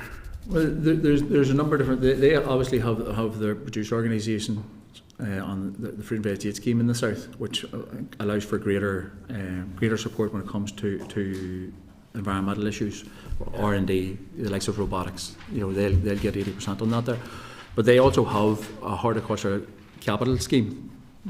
And it's worth about, out of that 19 million, it's worth about 3 million to the scheme. Now, it opens and closes every year at certain times. Whenever the storm damage happened, they opened it again so that applicants could change their applications so that they could cover some of the damage that was caused in the storms. So that was from 40% up to 50% if you're a young grower and organic grower. I'm an organic grower, so I would have fit to avail of 50% of cost of the damage to that there. So that it leaves quite a jump. Obviously there's also the cost involved in which we have been in front of us before when it comes to the labour aspect of it, where they have a visa up to 5 years, where we're restricted to the 6-month visas. You know, and we've met recently with the Minister on Minister Fleur Anderson on that there, and again we would ask that just continue to lobby the Home Office on that element of it, because it's massive for us, because it costs us £8,000. It will cost us £8,000 over. With new rules coming in that where we have to pay for the flights and the visa costs of workers, and we have to do that twice a year. So that's over a 5-year period. That's costing us 80,000, whereas that's costing the South 6,000. Yeah. So there's a huge differential there. Now, saying that there is a demand for much for here. Like there's when it comes to food security in the UK market. There's only 40% grown in the UK. 10% of it comes from here, 30% comes from the mainland. 30% comes from Ireland, and then now 30% comes roughly, they're rough figures, come from Europe. So there is an appetite for homegrown produce to be sold here. But we recently found out that one of our members filled his last house last week, because we've been asking this 2 and 3 and 4 years, and all the only thing that we have for assistance, the only thing that we have got so far is a fruit and veg scheme that is already there. That these aren't going to, the minister's not going to take it away from us. And like, I'm not even 100% sure why he could take it away from us, given the fact that unless that legislation comes through, I think that could still carry on for next year anyway. So we've got no help. You know, from in any direction. The 80% grant on the environmental is a massive thing in the south as well. Yeah. If you're changing, we use a lot of cooling in the industry, like to keep the mushroom houses at a certain temperature. And if you can, there's new coolers on the market now that are more efficient. And if you can prove that they're more efficient than the coolers that we have in now, the south will give you an 80% grant on anything, you know, refrigeration, cooling, fans, PV, is it 80% PVs as well? Yeah. And PV and battery operated systems.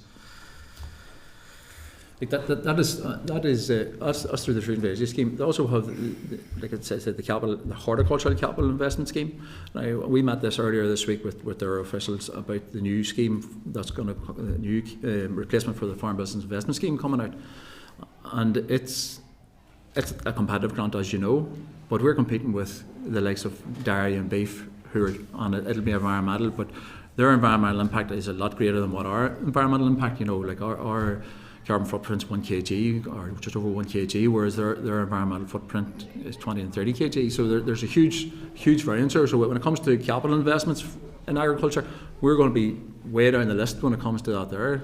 So whereas in the south they have it specifically for horticulture. Mm-hmm. You know, that's what it goes towards, growing horticulture. Thank you, John. Enough, Declan? Okay, members, any other questions at this point? No? So, no? No? Okay. Right. Listen, I hope that was useful to you. I think it was important to bring you back. And thank you for your time thus far in terms of helping the committee with their deliberations. Really do appreciate it. And I'm sure we'll be in touch over this next wee while. So okay. Thank you very much. Thank you for your time, gentlemen. Okay, members.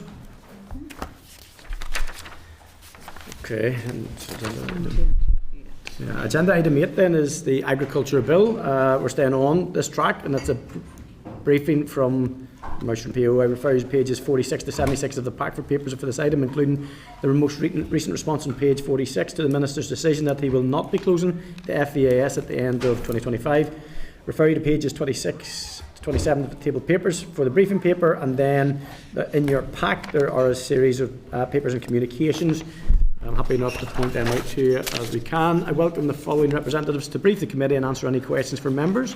We have Ms Liz Kelly, General Manager at the Mushroom Producer Organisation, Mr Andrew Mulligan, Member of the Commercial Mushroom Growers UK Limited, and Mr David Dallas, the Technical Manager at Northway Mushrooms. Thank you so much, and apologies if we're running a little bit behind, but we do appreciate you being here today, and I'm going to open the floor to you guys. Thank you. Firstly, thank you very much. Chairperson, committee members, we would like to thank the committee for inviting us back and giving the opportunity to further discuss the Agricultural Bill. We'd also like to thank the Minister and his department for providing some clarity to the continuation of the fruit and vegetable scheme in Northern Ireland and welcome the extension of the scheme. We also acknowledge that the Minister has recently been to visit a Northern Ireland mushroom farm and understands the complexities and challenges our industry faces at this time. In relation to the Agricultural Bill, we believe there are a number of issues that still need to be addressed. Clause 1, we continue to be concerned about the term discretionary. This term means that the future funding for horticulture will not be ring-fenced, which leaves the sector vulnerable. We propose an amendment to this bill that ring-fences the funding set at a baseline of 4.1% of VMP, above which the Minister and his department can exercise discretionary powers. We are also concerned by Clause 1 stating that eligible claims would not be required to be funded.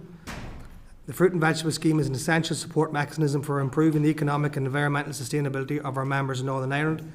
It is the only support mechanism available for the sector, and the above statement provides no security and would suggest that funding could be withdrawn at any time. The Northern Ireland mushroom sector are competing with ROI for market share, and given the level of support that ROI receive, the risk that support mechanism could be suspended without notice is a major concern to us and could have a detrimental effect on the Northern Ireland mushroom sector. Clause 5. In Clause 5, the terms repeal or revoke causes concern. We propose that this scheme could only be repealed or revoked once a suitable co-designed replacement scheme is in place for the industry, with the same baseline support which is available under the current fruit and vegetable scheme. I just want to move on to the continuation of the fruit and vegetable scheme in Northern Ireland. With regard to the continuation of the scheme in Northern Ireland, there are still some significant operational issues as to how Northern Ireland growers will be able to benefit from this, due to the complexities of the current rules and regulations of the existing scheme and the timeframes involved. The extending scheme is only open to growers who are members of a PO registered in Northern Ireland. Currently, there will be no PO registered in Northern Ireland as of the 1st of January 2026, as Northway Mushrooms Limited is to cease trading at the end of 2025 due to ongoing financial issues. The only option available for Northern Ireland mushroom growers is to form a new PO registered in Northern Ireland, and this has its own limitations and complexities, as you heard from John beforehand. Some of these are that growers cannot be a member of two POs at the same time. The majority of NI growers are currently members of English registered POs. If growers currently part of an existing PO have to leave that PO and join a newly formed PO, they are potentially forfeiting all grant funding for 2025 and may have to refund grant funding from previous years under the existing rules. Time pressures to meet the required deadlines are also a problem as well, as you've heard before. We are currently working with DAERA and the RPA to seek guidance and clarification on a number of points. However, until we have clear instruction from the RPA, who we have requested a meeting with, it is difficult to move this forward. Any help that the area committee can provide in this would obviously be greatly appreciated. We ask the committee to consider our concerns and proposals with the Agricultural Bill, Clause 1 and 5, and to support us in trying to resolve the obstacles above so we can secure the future for our members. Thank you.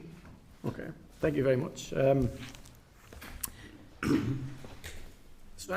forgive me if in your briefing that you've covered this, but just I think we're at the point where we need to understand the technical nature of this and the impact that it's going to have on mushroom growers and the PO as it exists. But to get clarity from my perspective, I don't know where the members are in this regard.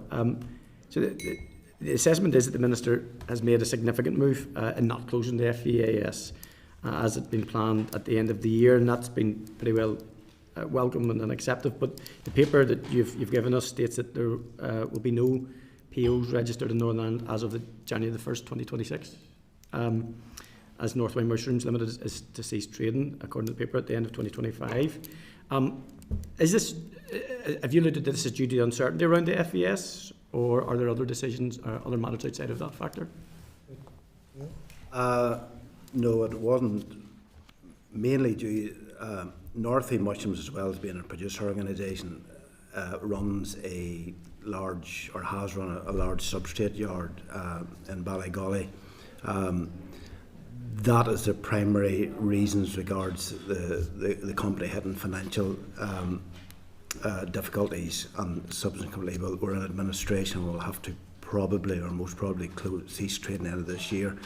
I would stress that the producer organisation was a success, and it was no way linked The way that producer organisations are set up is that you are linked to your company, your trading company, and unfortunately if the trading company ceases, well then the producer organisation has to cease as well, because that is intimately linked to that trading company. So what will have to happen is a bit like the English registered POs, our growers would have to then reapply as a new company, a new producer organisation. I'm afraid it's just one of the complexities. The producer organisation legislation is UK legislation. It's not Northern Ireland legislation. It's UK, and unfortunately that was one of the issues that we couldn't sort of extract the PO from the trading company. Okay. So.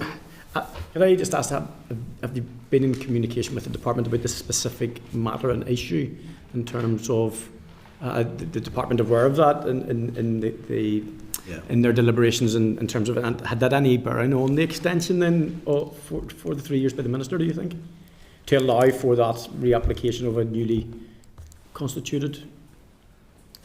I don't know the answer to that. I don't know. Okay. I'll have to ask them now. Okay. I would say that again, North only has a limited, it's a certain, yes, there's a certain number of Northern Ireland growers, but the majority are outside Northway. So I don't know if it was. It's from the last presentation, as you'll have understood, to recognise that it's a significant. The mushroom producing is a significant part of the horticulture export here, if you like, in terms of the business and the value of it. So we're very aware of that, and any nervousness around that obviously would have our attention here. I'm going to come back to your question, if that's okay. You know, Declan has indicated and John so far. So Declan, do you want to? Yeah, I suppose there's two issues. One of them is you said in your presentation, Andrew, that forming a PO was complex and that Northway will cease at the end of 2025. And I appreciate that this is about the agriculture bill today, but it'd be remiss for me to not mention that we all got correspondence about ongoing environmental and odour issues in the Cabra-Killyhill area about that. So what impact that will have in addressing that environmental issue if Northway ceases to exist after 2025?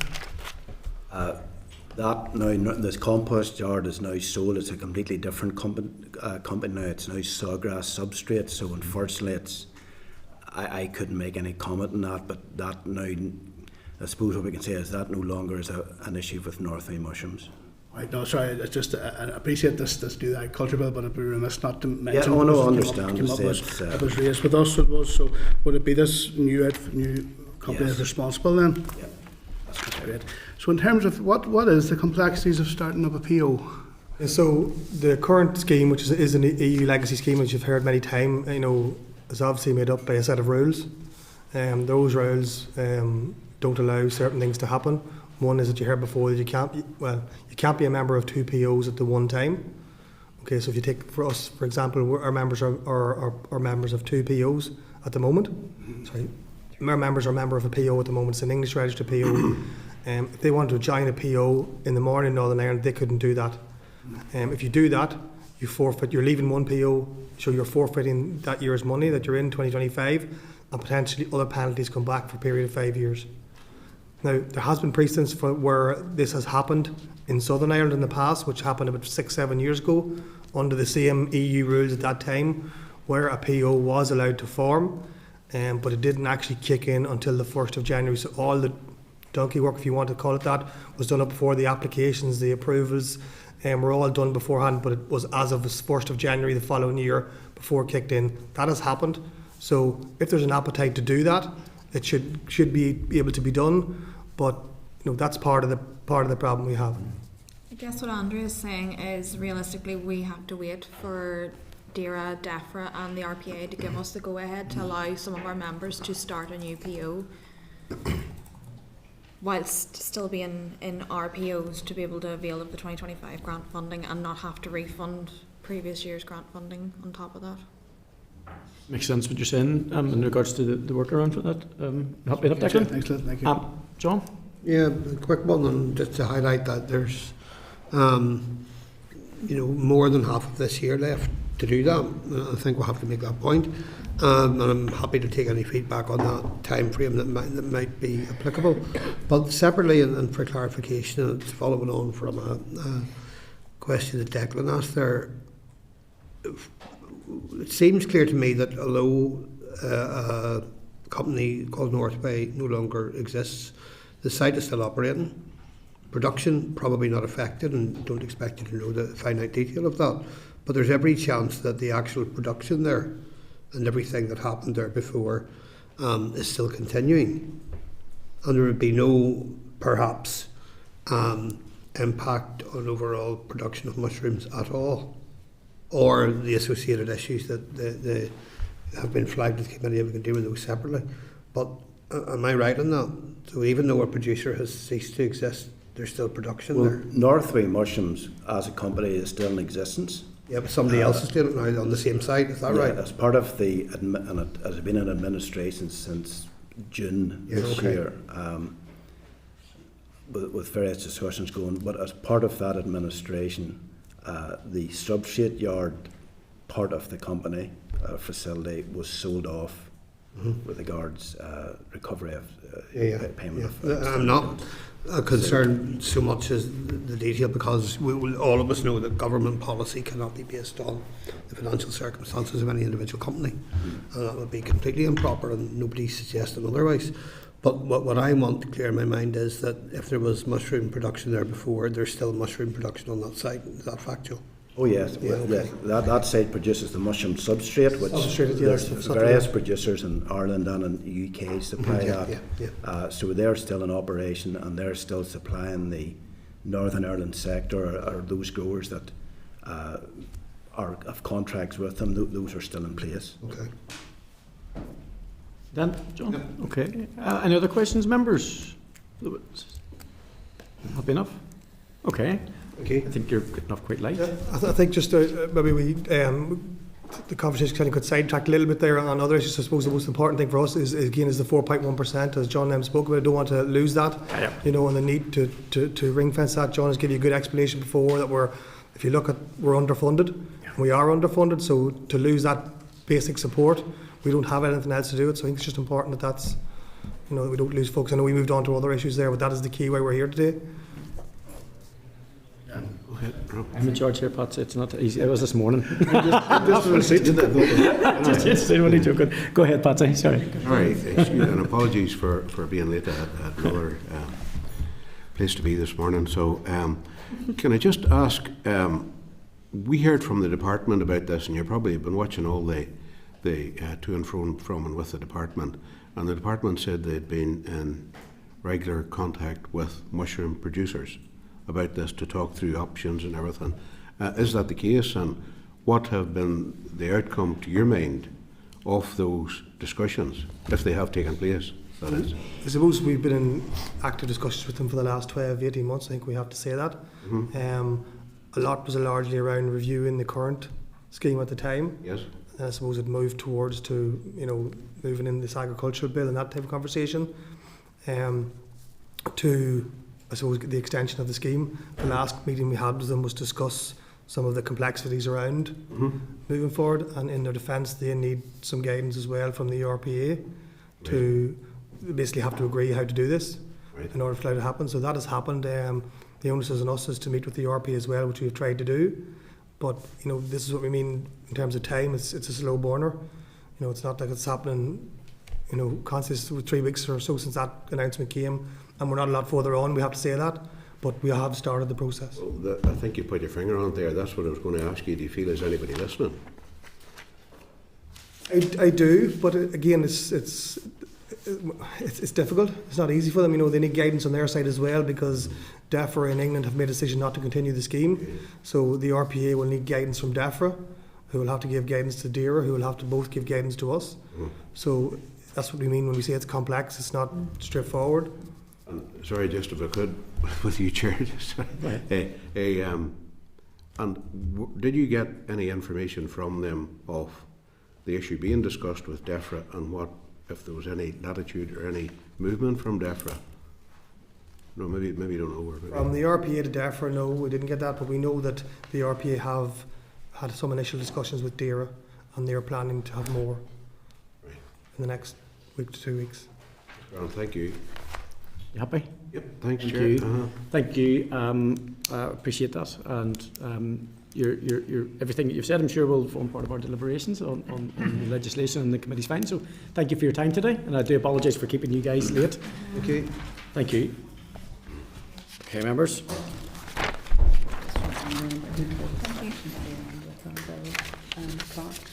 No. And we can talk about all these things then. Yeah, members, obviously at the end of the open session we will have the closed session where we'll move in to discuss the legislation further. So obviously everything that we've heard so far and taken will form part of that. Okay, agenda item 9, and we're way behind here, is the Departmental Written Briefing on the NIFAIS update on the go live date for stage 2, referred to pages 80 to 82 of your pack. Yeah, guys, it's in the pack. Do you want to note that you have sight of that? Anybody want to make any points in regard to agenda item 9? Are you content to move on? Okay, members, agenda item 10, Departmental Written Briefing update on the DERA marine licensing clauses in the Financial Provisions Bill and annual uplift of marine licence fees. Members, those are on pages 84 to 85 of your pack for the Clerk's memo, 86 to 89 of the pack for the written briefing. Are you content to note that, or does anybody want to raise anything in that specific item? Content? Okay, thank you, members.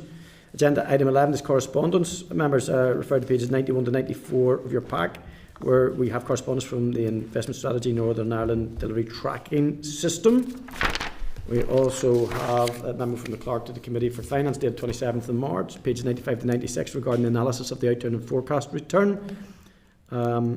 And we also have a memo from the Clerk of the Committee of the Executive Office dated the 27th of March, pages 29 of table papers, regarding the budget 25-26 for ending violence against women and girls strategy. There's also correspondence on pages 30 to 31 of table papers and correspondence from the Department dated 1st of April regarding pollution prevention and control, that's PPC, District Council's charging scheme, Northern Ireland 2025. Are members content to note those? Thank you, members. Yes. Other than the correspondence on the work around ended violence against women and girls and the strategy associated with that, would it be worth this committee? I noticed that the response is not required until Friday the 25th of April, so there's some time here to look at work we've already done, perhaps, or what we're planning to do in the future, and how we might be able to build in contact with the rural network groups that we've spoken to before. Rural isolation is a particularly relevant factor in this. On occasions, advice from Women's Aid, for example, on how they operate in rural areas compared to urban areas might be crucial to this. I think the committee might be able to provide some input with shedding a spotlight on the rural aspects of this. I guess to share the correspondence with the rural groups, John, maybe, and seek a response to their position on that. Would that be fair? And perhaps also, if possible, to seek a view from Women's Aid in relation to the rural factors at play also, and anything else, of course, that they may be aware of. Okay. On that, then we agreed to write to the department to ask about their role in delivering the actions in the strategy, and then subsequently to that to include then the findings that to the rural network. Yeah, Chair, well pointed out there. We should also be asking the department if they're already doing any work in this space. They may well be. I think it'd be fair, wouldn't it? Yeah. We start their action. Patsy, you indicated it's just back to the construction works thing. Sorry for labouring this, but it bounces out the page at me. That AFB construction it's taken 11 years from procurement to construction end. I just don't get that. I seriously don't get that. And we'll probably have to revise it, maybe come back to it at some stage or keep a close watch on this. I cannot understand why a scheme between 50 and 60 million has taken 11 years from procurement start to construction end. That just dumbfounds me. No, I don't disagree. Anyway, I'm sure somebody somewhere has some sort of an explanation. No, I don't disagree. I think we absolutely should have had some responses and returns on that. It doesn't actually explain a whole lot. Oh, I've seen them, but it doesn't, none the wiser. Okay. You know, no, we could definitely come back to that. Any other points in the correspondence? No. Members now? Okay, thank you so much for that. Okay, forward work plan, members. Our forward work plan programme can be found in table papers at pages 42 to 45 of the pack. Do you agree that the forward work plan is now published? Yep. Members, regarding the Balmoral show last week, we agreed to hear from the Young Farmers Clubs and also an update from the UFU at that meeting. These invitations have been issued. We also agreed that we would take part in an engagement event after our meeting at Balmoral, and the committee team met with the Assembly engagement yesterday to start the discussion and are providing the engagement staff with photos for our visits. You can tend to note that at this stage. We'll obviously return to it and fashion that out a bit better. Forgive me if this proposal has already been made, but in light of announcements by President Trump around tariffs and the likes of that, perhaps have already been discussed. I'm not quite sure who or where within the department we should have a chat with, but given the how big our agri-food sector is, and also the nature of our agri-food sector, which is virtually within the all-island economy, and various aspects of it traverse the border every day, could it be helpful if there's bound to be someone within the department that's in charge of these things, at whatever time is appropriate for the committee, if we could have a briefing from them to get a better take on this, because we're getting bits and pieces of it at the moment, but it'd be useful for somebody with maybe a specialist take on these matters to brief us at some stage, if that's helpful.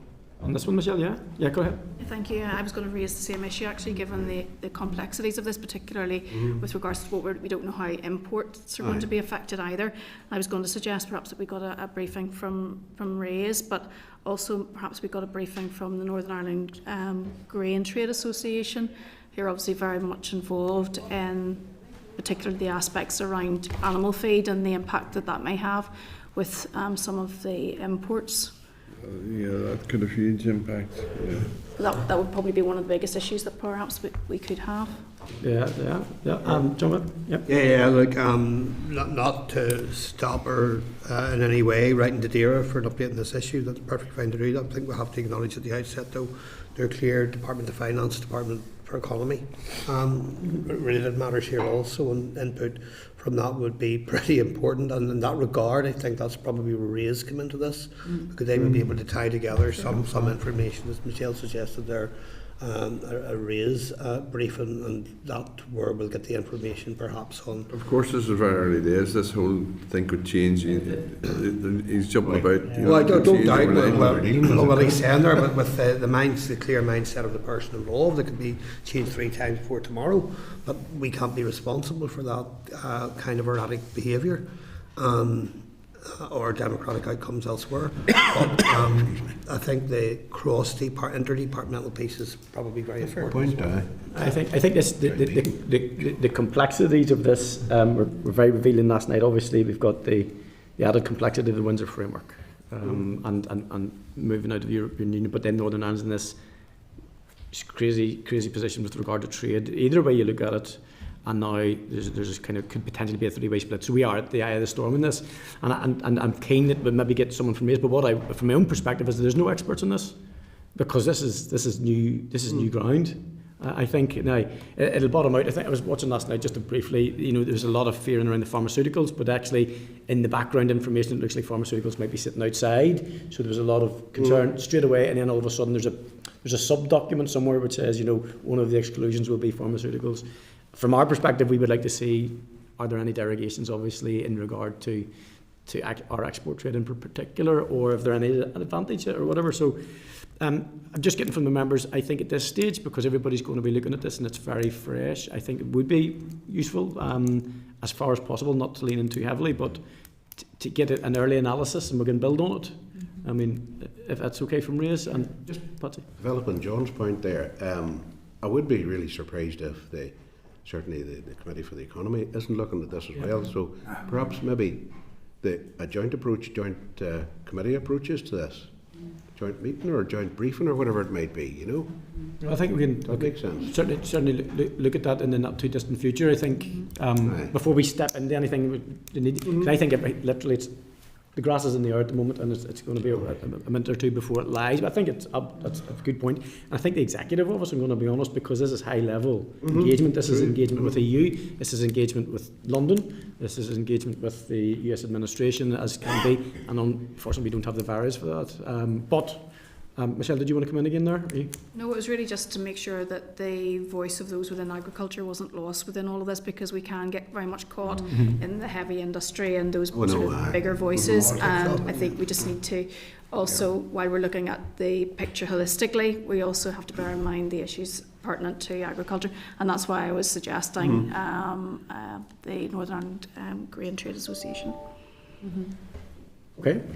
Can you just wrap up? Yes, yeah. Certainly the arrays briefing, that would be put through our public finance scrutiny unit. We'd look at that probably in conjunction with Mark Allen or whatever. So I can ask for an early analysis there, and I can potentially reiterate to them that we appreciate that this is a moving, moving field, so that they don't get too panicked. No, absolutely. That's what my fear would be. There's not enough information out there necessarily to do a substantive piece, but I think it's something we should be alive to, because it's going to move very quickly. So it's be remiss not to do something, I suppose.